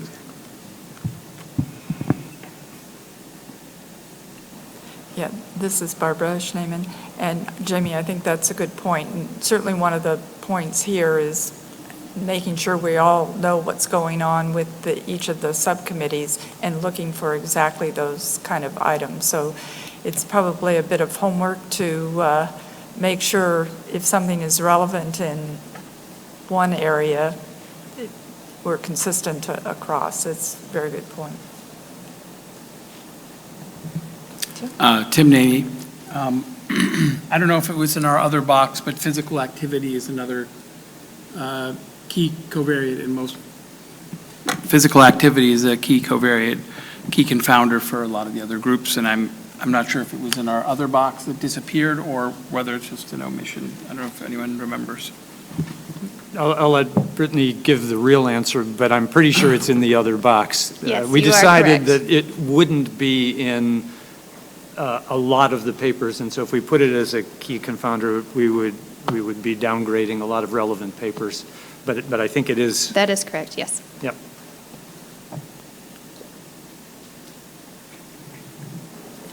Going forward, it's probably important to make sure we have those other boxes visible as part of the protocols as well. So, Heidi?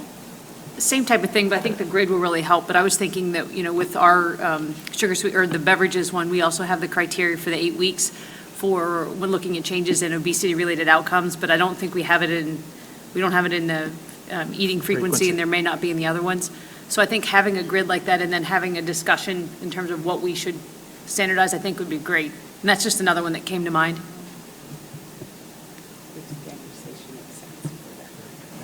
So Eve, I'm going to, hopefully that's something we can work with staff to put together going forward. Great. Eve's nodding her head yes, for the record.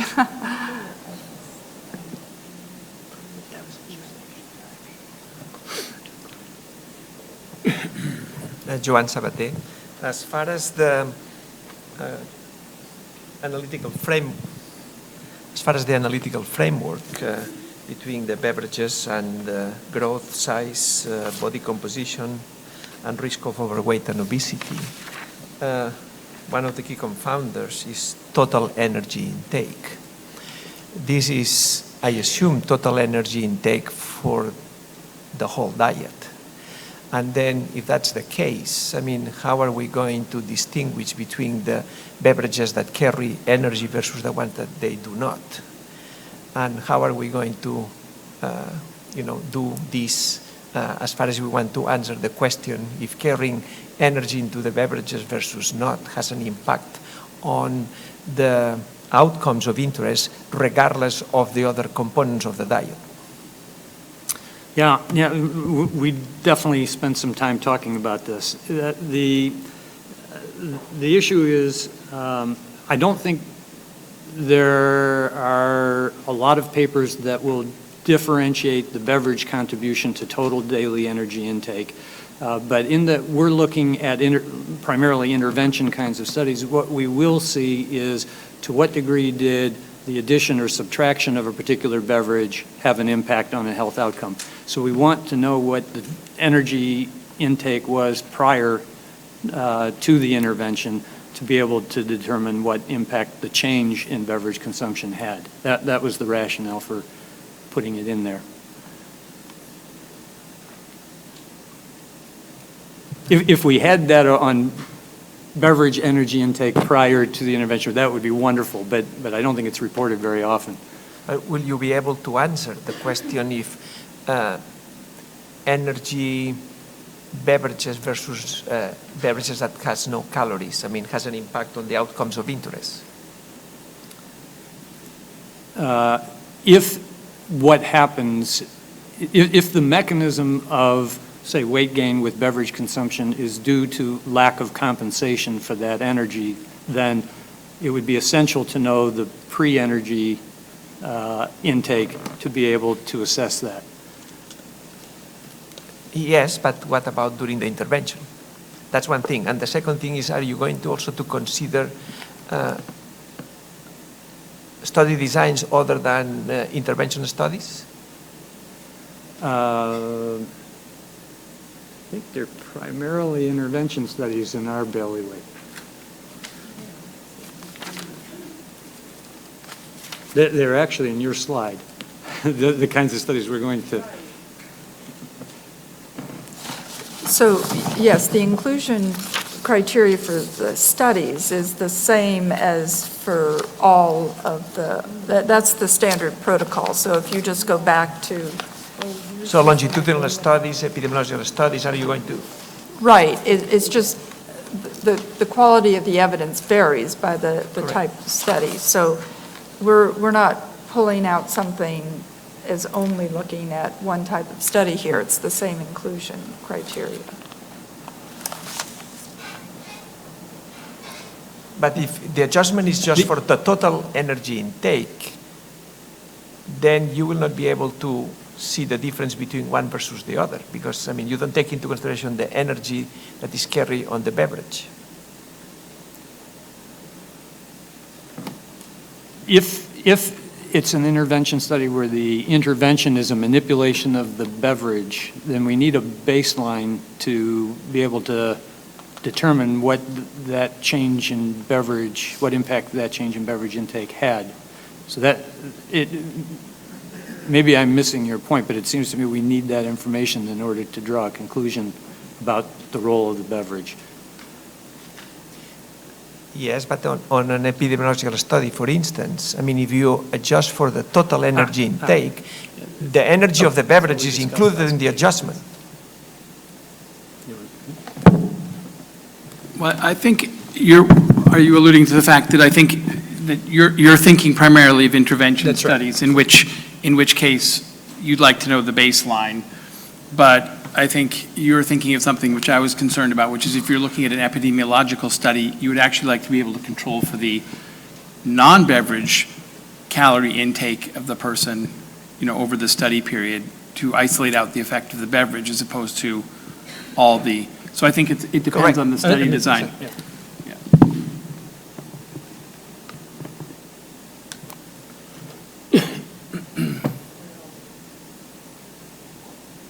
I think for this committee, it's drawing primarily from clinical intervention, so I think the point I've been making is relevant, but to the point of epidemiologic trials, I actually think that your group is more likely to answer that question.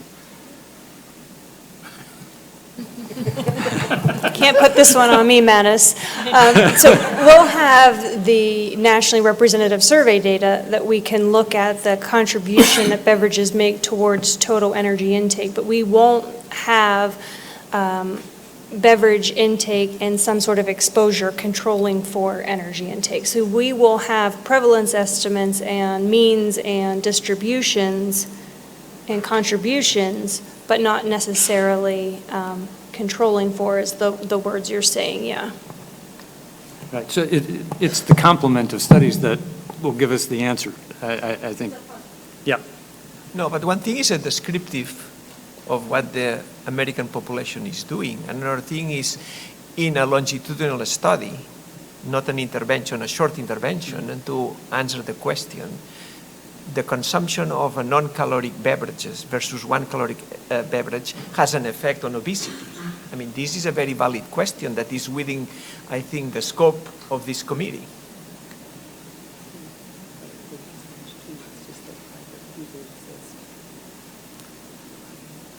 So Carol, did you want to say something?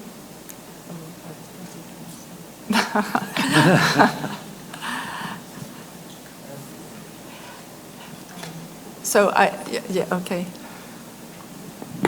This is Lydia Pisano. I was just going to point out that, in most nutritional epidemiology, even with the longitudinal designs, we take into account total energy intake, and it's just that there's measurement error around that. I don't necessarily know if you could pluck out the part of the beverage specifically in order to get that information, but you can look at whether the beverage as a whole seems to contribute to the outcome.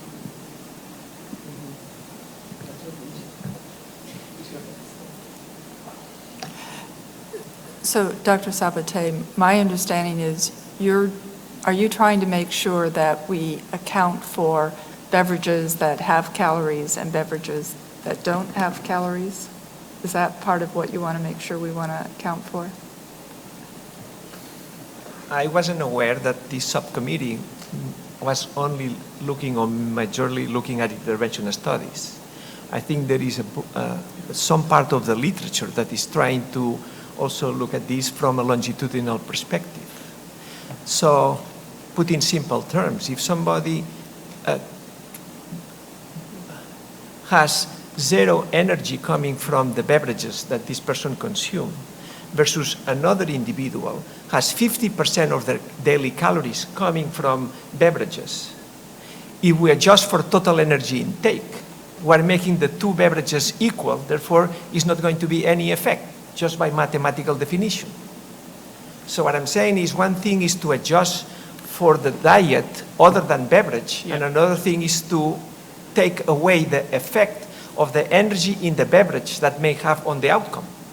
I don't know. Probably Timothy can explain in better English.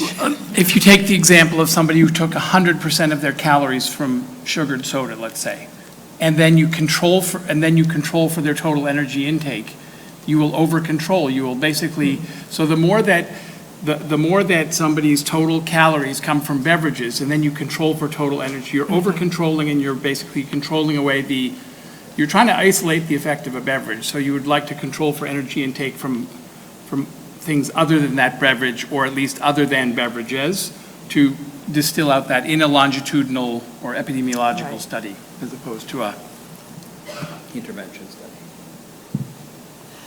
So it sounds like this is a factor that will come into play when we're looking at the observational data. So if you do find some longitudinal studies that address this, then you can, or you will only limit it to interventions.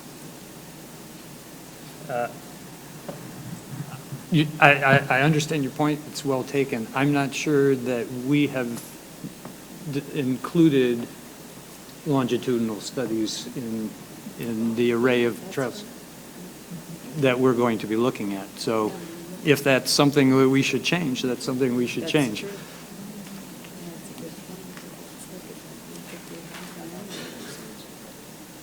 not unless they repeat them. Well, they're like cohort. The kinds of studies are in Barb's opening slide. Rick, can I clarify? Yeah, please. Just from the staff perspective. So it is correct that the slides that Dr. Schneemann presented earlier, the standard criteria, are being used for these beverage consumption questions. So we will be including any prospective, retrospective cohort trials. So in that case, we might have observational longitudinal data. It is true that we are also including experimental studies, RCTs, that sort of thing. So I mean, we haven't gotten into them yet, so we don't yet know what the proportions and breakdown will be, but both types of study designs will be included. Okay. Good.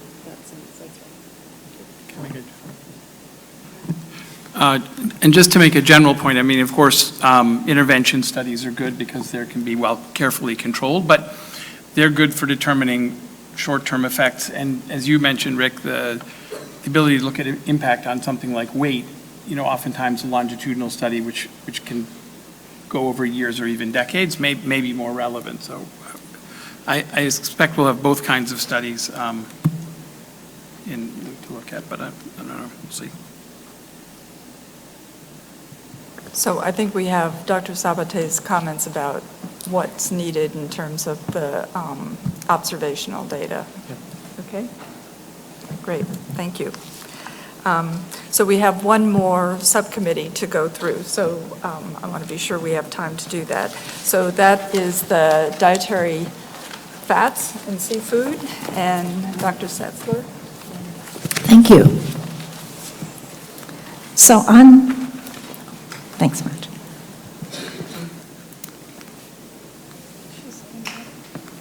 Okay, thank you. Okay, on my subcommittee on dietary fats and seafood, I have Reagan Bailey, Joan Sabate, and Linda Van Horn.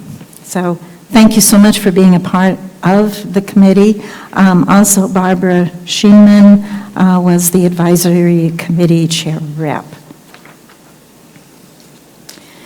So for our particular subcommittee, we had two topic areas, dietary fats and seafood, and there were 3 seafood questions, specifically on seafood intake during pregnancy and lactation, and childhood and neurocognitive and cardiovascular outcomes.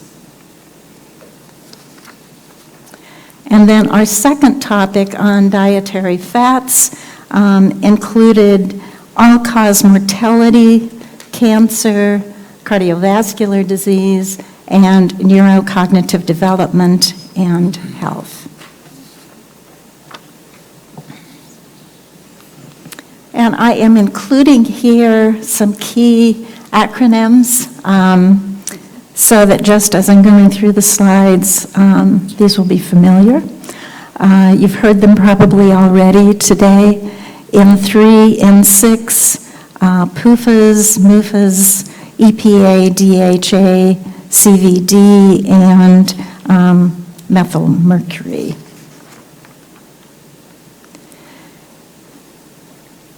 And these are our seafood questions. I'm not going to read through them in detail because I will be showing you the analytic framework for each one. The systematic review protocols that our subcommittee will develop will answer these 3 questions on seafood consumption and health. We began with a definition of seafood that was taken from the 2015-2020 Dietary Guidelines for Americans definition for seafood, and that definition includes marine animals and, oops, sorry.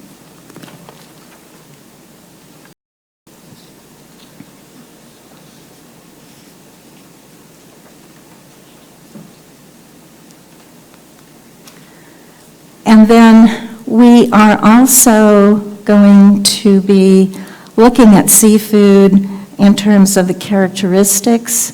And as you see here, type, source is very important, the amount and frequency of intake, and then the timing of exposure.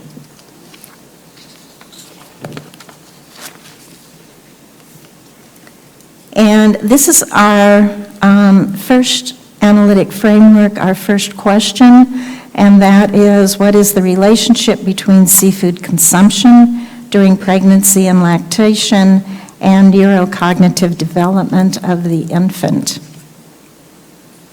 And I'm going to be going through separate elements within this analytic framework in the next few minutes. So this first slide is focusing on the box that includes intervention and exposure versus comparators, and we will be looking at seafood consumption as it was defined earlier, and the seafood consumption will examine studies that look at types, sources, amounts of seafood consumed, or different frequency and timing of seafood consumption.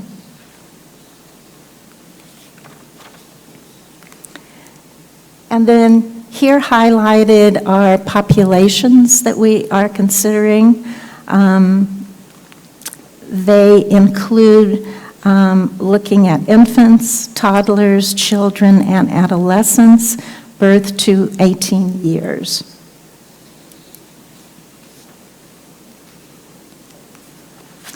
And then measures of neurocognitive development will be very consistent with those addressed by other subcommittees. So once again, we're trying to be very consistent in the work that we're doing with this particular subcommittee so that across the board, our subcommittees are focusing on the same characteristics for neurocognitive development.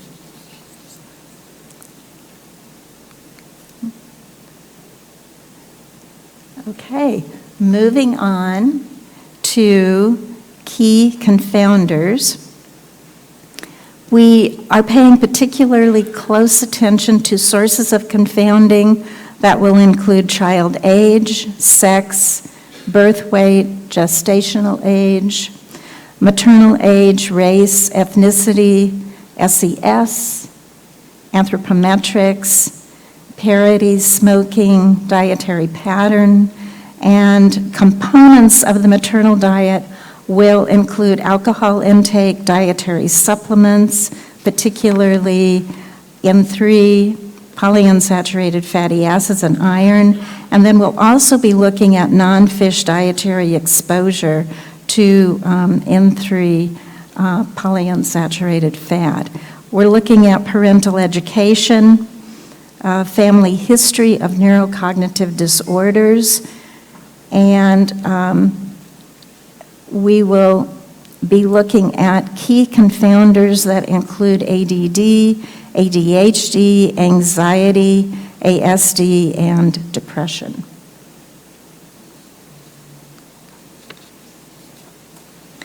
And then additionally, we will be looking at key covariates, and these are likely to impact the relationship between seafood consumption and health, and they include key nutrients, for example, N3 PUFAs, selenium, environmental chemicals, mercury, PCBs, for example, and then blood or human milk biomarkers of seafood intake and infant feeding mode.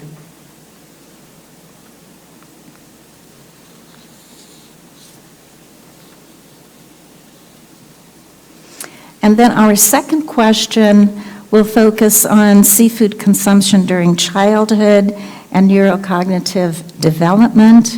And the intervention, exposure, and comparator here is similar to the previous question.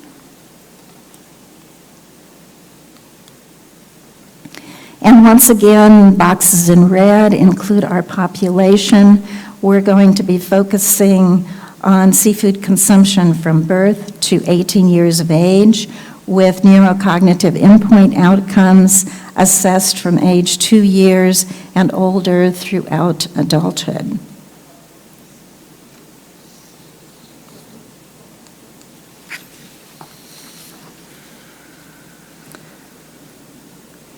And outcomes which reflect both neurocognitive development and neurocognitive health will also be considered, as you see here on this particular slide. And then again, key confounders and key covariates are similar to our previous questions. However, infant feeding mode will be considered as a potential source of confounding rather than a key covariate.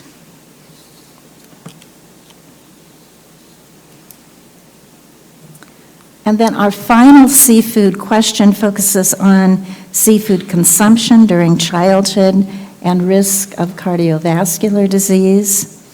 And intervention, exposure, and comparators are the same as in our previous analytic frameworks.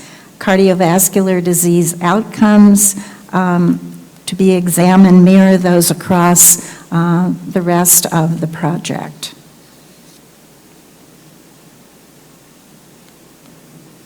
And once again, we have here population. Our focus here will be on seafood consumption during childhood.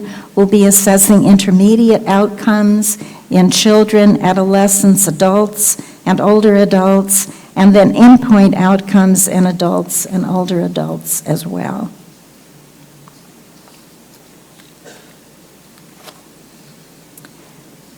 And then key confounders and covariates will consider the relationship between seafood intake during childhood and cardiovascular disease. This is going to be similar to those I've identified earlier, but it will include family history of cardiovascular disease.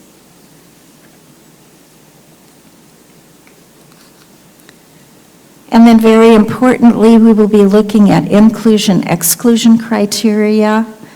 And the inclusion-exclusion criteria for seafood questions are consistent with the standard criteria, as you've already seen, in terms of the committee's systematic reviews. As you can see, we're including study design, publication status, date of publication, language of publication, country, and health status of participants.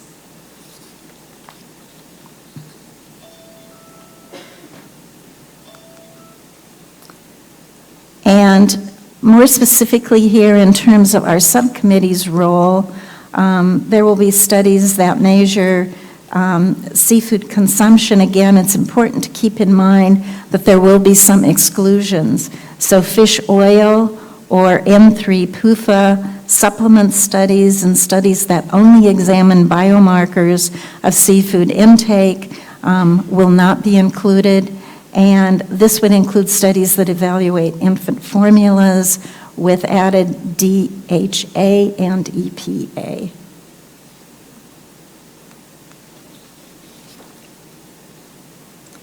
And now moving on to our dietary fats questions. This is our second topic. The focus on dietary fat consumption will be at each stage of life. We'll be looking at neurocognitive development and health and risk of cardiovascular disease, cancer, and all-cause mortality.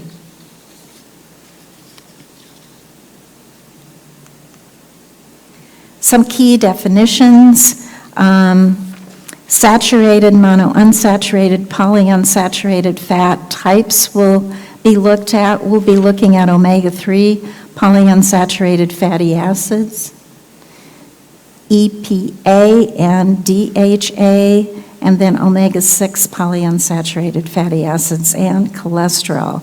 You might note here that we have not included trans fats, and one of the reasons for that is that some work was done to look at intake since 2012, and intake was at about 1.5 grams per day.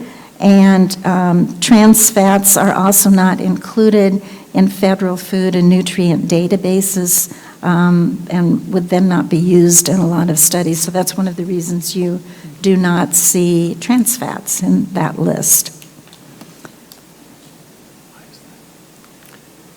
In key definitions, we feel, and certainly this is borne out in the literature, that sources of fat are very important as we talk about dietary fats. So dairy, eggs, meat, and plant sources will be important. We'll be looking at amounts of specific types of fat and proportions where we're looking at ratios, and then replacement, where saturated fat may indeed be replaced with polyunsaturated fat, and then also carbohydrate and protein replacement in terms of saturated fat.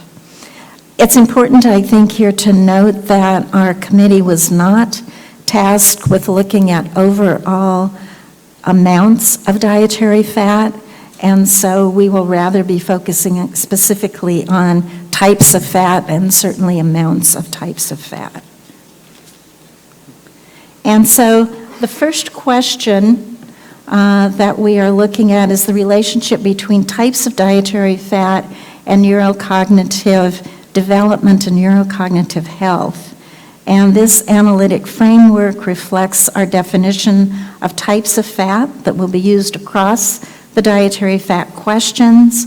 The neurocognitive endpoint outcomes are consistent with previously presented analytic frameworks on this particular outcome.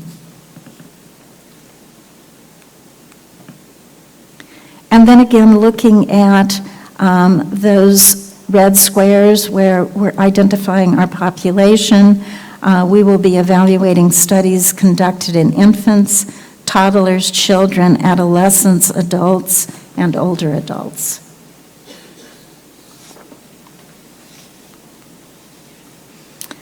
Key confounders will include sex, age, race, ethnicity, socioeconomic status, BMI, smoking.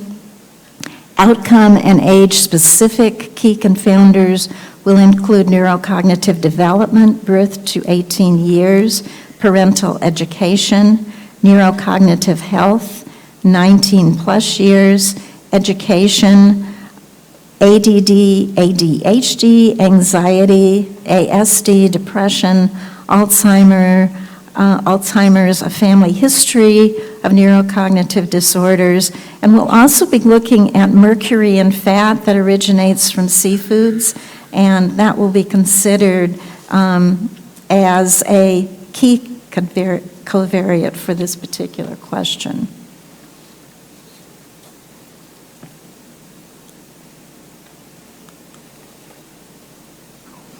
And then all-cause mortality, the relationship of dietary fat to all-cause mortality at each stage of life.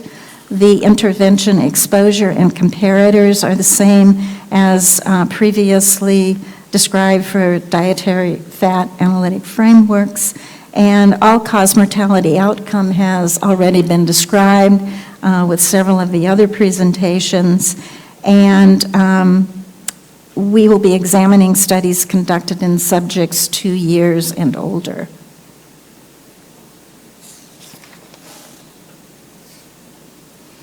And then key confounders are similar to those considered previously.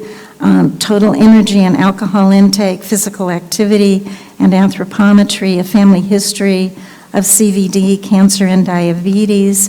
Covariates will be considered also to include carbohydrate and protein intake and other types of dietary fats and BMI.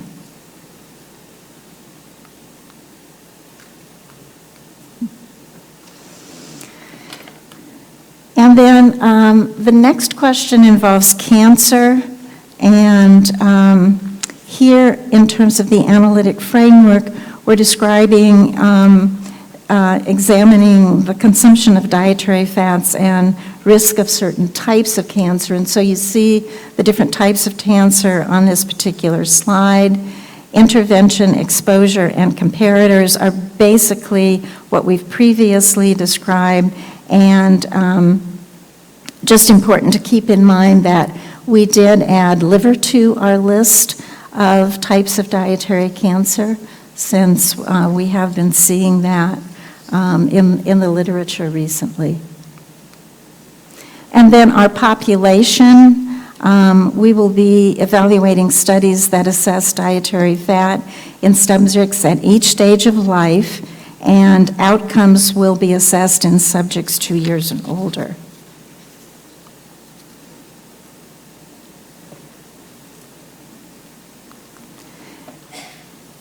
And then looking at types of cancer, again, one of the things to keep in mind is that we will consider menopausal status as a moderator, and key confounders listed on the slide are similar to previous analytic frameworks, except that there's the inclusion of family history of cancer outcome, a variety of cancer-specific confounders that include hormonal contraceptive use, the age of menopause for breast and endometrial cancer, IBD for colon and rectal cancer, lung disease and exposure to lung carcinogens for lung cancer, and then viral liver infection for liver cancer.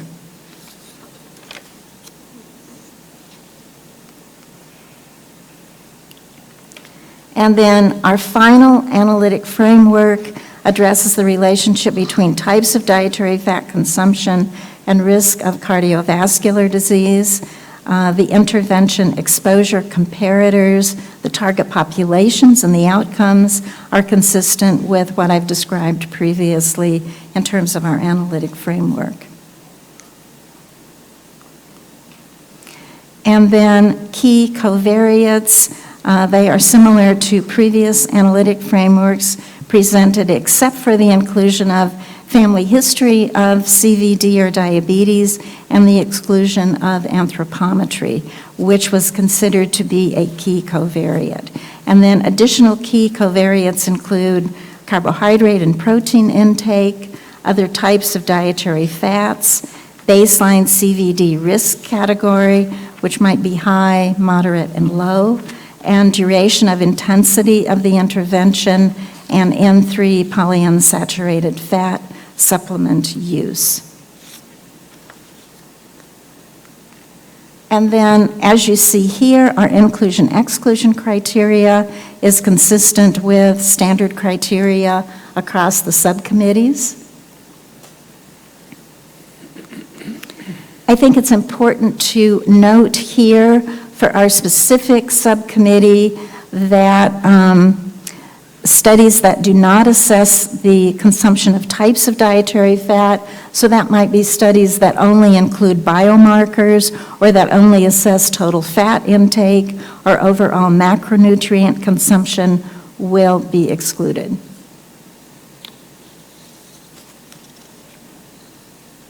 And the next steps.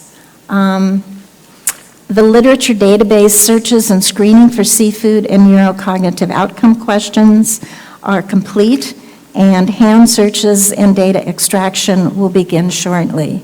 The literature search for seafood and CVD will be conducted this summer, and the subcommittee plans to begin work on the dietary fats questions, starting with all-cause mortality reviews.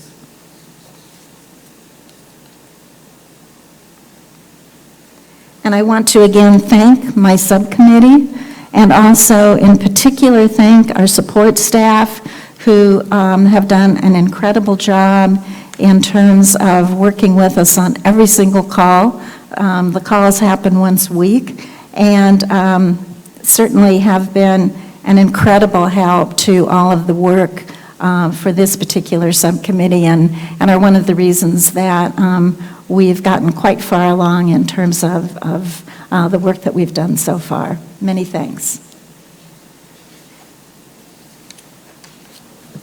So I think we can take some questions or discussion on the protocols. Yes, please. Sorry if I missed it.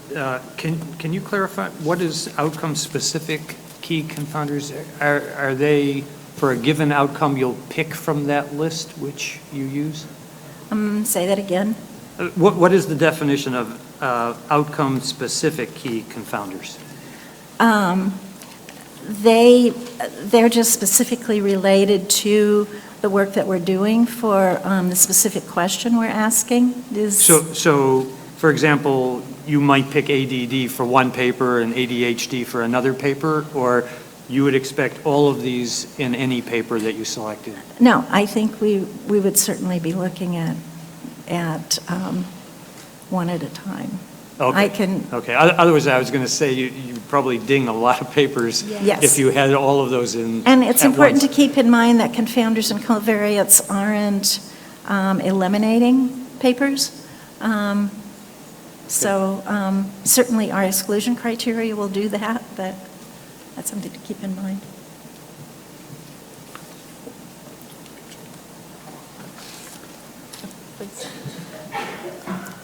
I don't know if you know, I wasn't aware, this is Rachel Novotny, of freshwater fish being in the seafood group. Do we know that the freshwater fish have similar levels of mercury and other content?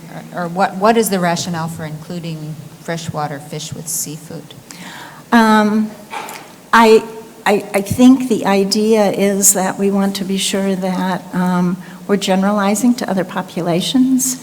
And in the Midwest, for example, that type of fish is probably the kind of fish that would be consumed. So that's the reason. I'm happy to have one of my subcommittee members also maybe talk about that, but we felt that there definitely was a reason for including freshwater fish.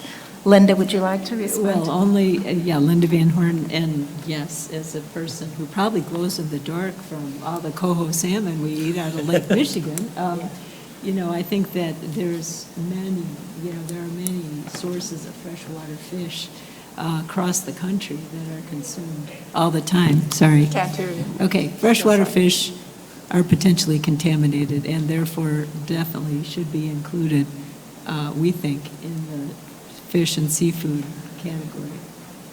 I guess the name, I would prefer to call it fish and seafood or something, or seafood and fish. And to add to that, this is Carol Boucher, to add to that, and of course, we have fish that live in both. That's that coho salmon that you eat. I think the important point is that it's captured and it's also identified as to whether it's fresh or seafood. So,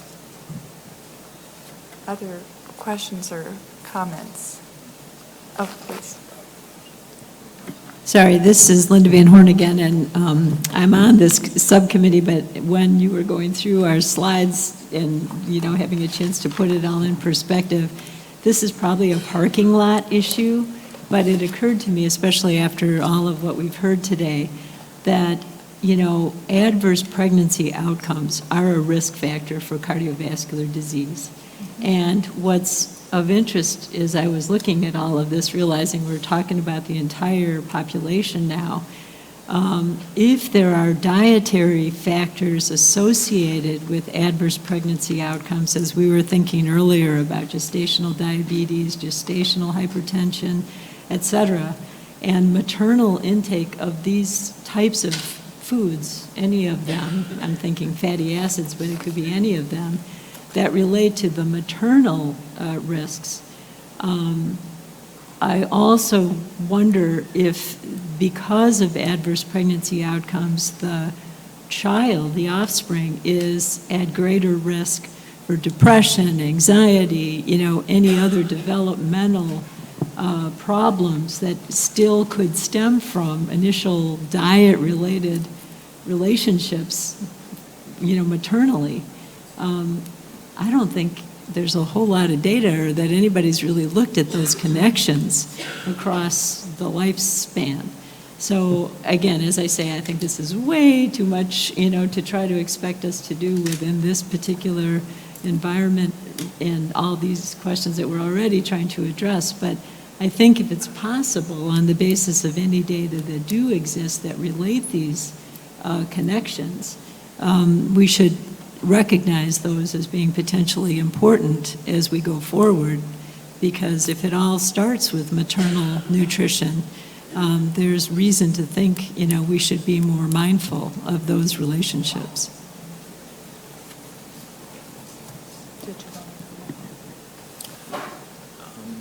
No. Yeah, go ahead. Jamie Ard.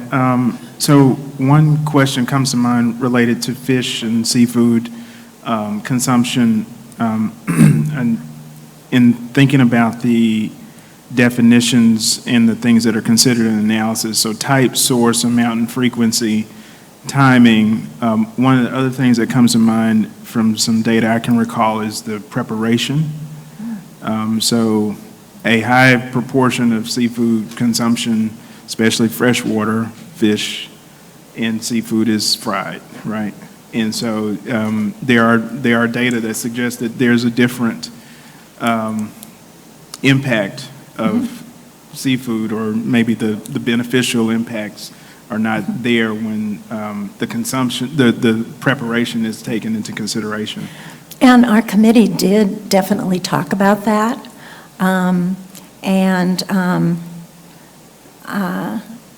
I was thinking that it was still listed somewhere, but I will need to look at that again. And I don't know, Joanne, you may remember more about that than I, but we have talked about that, definitely. Good point.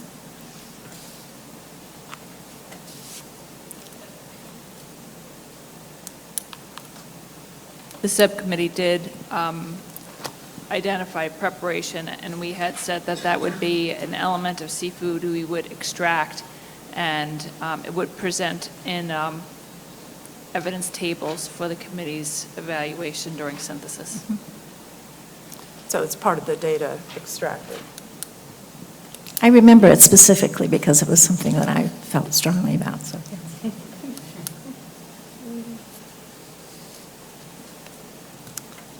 Other questions or comments about you getting analytical frameworked out?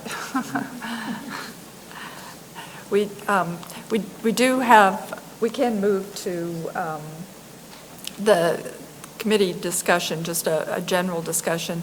And I think what we did the last time of just go around and allow each of the committee members, if you have comments at this point, reflecting on any one particular protocol or just thinking about the way forward from here, it would be great to have as part of our closing comments from today. So I'm going to start with you, Elsie, because I know you're going to pop out soon. None that come to mind at the moment, but thanks. So I'll steal Rick's comment from earlier about sodium, and I wonder if there might be some unifying concepts or ideas or themes that go across the age span and different questions that we may not, sort of have all the data to, or specific questions to address per se, but we might take the opportunity to pose either areas for additional work or at least speak to the idea that, A, this is what we were tasked to look at, but B, these are some other things that we might need to consider that would modify the effects that we're reporting out on, and sodium would obviously be one of those that's major.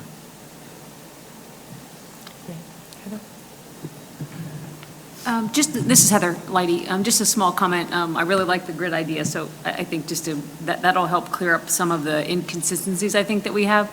But something else that I had talked to a few folks about, and that being, it seems that we're at the stage now where, as we start getting the data or summaries, there's going to need to be, I think, a lot of crosstalk between a lot of the different committees, and we haven't really done that so much in our subcommittee calls. And so I think I would just like to see more where some of the chairs are sitting on or are able to call in on some of our subcommittees, because I think the crosstalk would be really helpful moving forward. So that's the only thing that came to mind today, is there's a lot of things that I think now we can start being a little bit more integrative.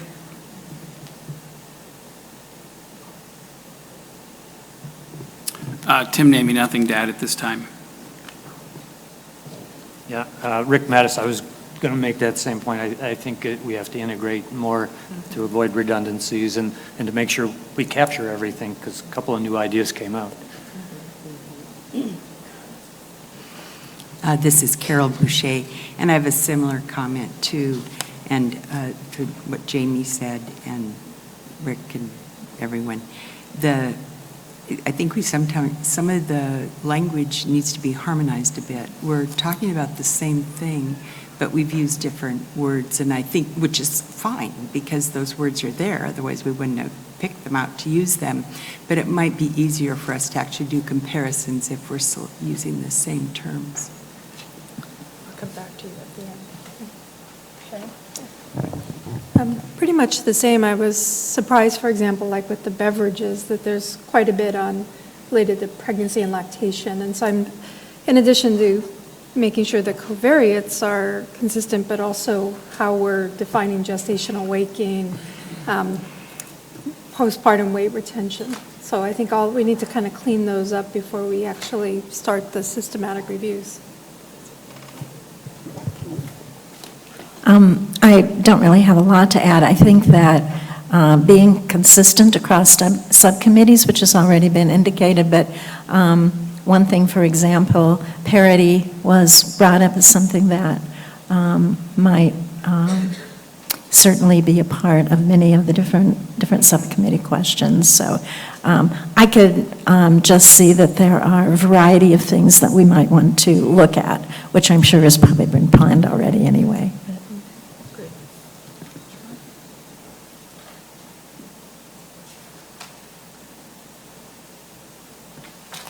Okay, Joan Sabaté. On the presentations before the break, particularly the one on birth to 24 months, there was quite a lot of discussion and presentations on specific nutrients and nutritional status.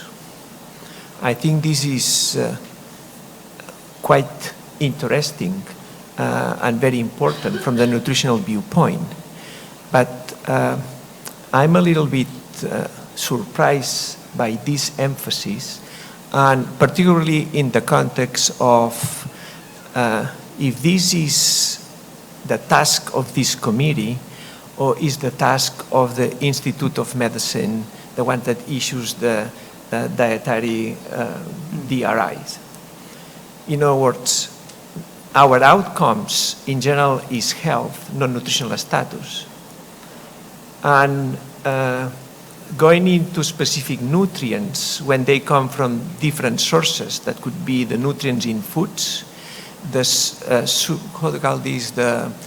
foods that have been supplemented are also taking independent supplements, is basically we're just focusing on nutrients independent of the source.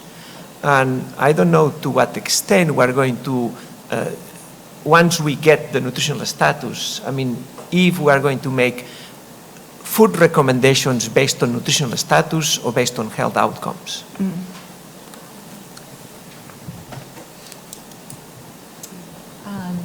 Rachel Novotny, echoing most of what I heard. In addition, thinking about the analytic frameworks and harmonization in presentation that I think will help our conversations to be more to the points we're trying to make. I think even analytically, I think there may be some commonalities. And of course, the classic what to do with energy that is always going to be there, particularly for some of our overweight outcomes. I think it could be useful to have some analytic crosstalk as well.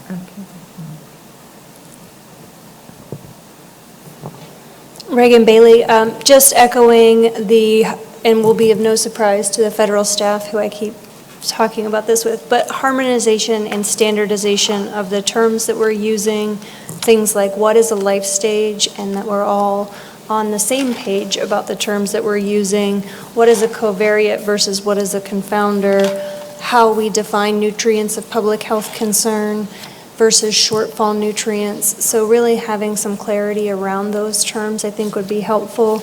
I really like, Jamie, your idea of the grid for having consistent confounders and covariates for each outcome, and Heather, you had some good ideas on that as well. And I think that is mainly what I wanted to say. Thank you. And Linda Van Horn, I've been pretty vocal, so I'll try to keep it short, but I likewise agree with Jamie on the sodium question for sure. That's got to be something that I think we address because it's so relevant to everything we're doing, and also what Reagan was just referring to as far as nutrients of concern. In teaching, one of the things that I use continually is the wonderful slide that shows what are the recommendations and what are the current American eating behaviors. And I think that just sends such an important message. And one thing that was brought up about beverages, I think it was Juan, who said, is there a percentage of energy intake from beverages that should be recognized as being excessive in relation to obesity, weight control, things like that? I don't think we know the answer to that, but I think, I remember an AJCN paper that once demonstrated that those who had higher intake of caloric intake from beverages were more often overweight or obese. And so, practical questions like that are relevant to public health, I think beginning with the end in mind, it would be helpful if we could provide some guidance and direction on that as well. This is Lydia Pisano. I don't have any additional comments at this time. Ron, come back to you. Yeah, I think everyone's summarized my thoughts pretty well. I do think that our focus should be on health outcomes, just as Juan said, and I think in fact it is. Where we have focused on specific micronutrients, it's in the context of ultimately understanding the impact of that micronutrient status on health outcome. So I think in a way that's an intermediate step to health outcomes where that comes up. But I totally agree that this has to inform the public about how to improve their health through what they eat. And I think that's the goal. I've been incredibly impressed with the amount of information that is going to be generated from this process. I think what Carol was saying before, as we were chatting, when I started this, I couldn't have imagined the number of questions that each of these topics would generate. I thought they were fairly straightforward. And 10 minutes, 15 minutes, we could go through at least a couple of these topics, and they continue to expand. So I would say that we have to keep in mind that it's important to cover what's important, but to keep in mind that expanding this analytic framework means that we get an extraordinarily expansive evidence base that we'll then have to deal with. And so, to some degree, I'm quite comfortable with where we are now. I do think sodium is an important consideration, and we should bring that in. And I particularly appreciate that comment about the need for longitudinal observations so that we can put diet in context with these isolated aspects of diet. So those are two of the more important things, I think, for us. And then we have talked about creating a grid for some time now, and I think that's a must. And that's something that we can talk through as well with the subcommittee chairs on one of those, on our regular calls. And I know that the staff, I think, is currently working on that. So I think we're on our way towards the next stage of this process. Thank you. Great. And I did want to say that I really appreciate all the work that those who've presented today put into the presentations. I thought they were terrific. I've been sitting in on 3 subcommittees now, and Barbara's been sitting in on 4. And I thought the summaries were outstanding, and I had some insight into the work that went into putting those together, both by the staff as well as the members of the committee and those who presented. And it's very impressive, and it made a great difference today. So thank you all for that. Great, thank you for those comments. I think, Ron, you've captured a lot of what has been going through my mind. First of all, just to thank everyone for the work that they've done on the subcommittees and then in the presentations today. And I hear what you're saying. I think we've made some progress toward harmonizing terminology, but I agree with everyone that the discussion today shows that there's more we need to do. And also the more we need to do to facilitate the crosstalk among the subcommittees, because I think that's going to be critical for the work going forward. I'm going to just do some practical things, remind folks who are interested in making comments. If the public is interested in making comments on the protocol, they will be most useful to the committee if they could be submitted by July 24th. You're welcome to submit them anytime, but to be most impactful, July 24th would be great. And as the committee continues to move forward with its work and it starts to implement these protocols, there will be updates to the web. So we want to be sure and encourage people to stay on the listserv that USDA and HHS have, to visit the website, because that will be an ongoing source of information. I think both departments have really committed themselves to try and be as transparent as possible, and so getting information out there is a key part of that. We are prepared to adjourn at this point. I would remind folks that we will reconvene tomorrow morning. And tomorrow morning we start at 8:30. This morning we started at 9, so we'll start a little bit early. And we're looking forward to hearing the public comments for the committee tomorrow. And yes, we'll come right back here. So again, thank you all for attending and being here, and thank you to the committee for all your hard work.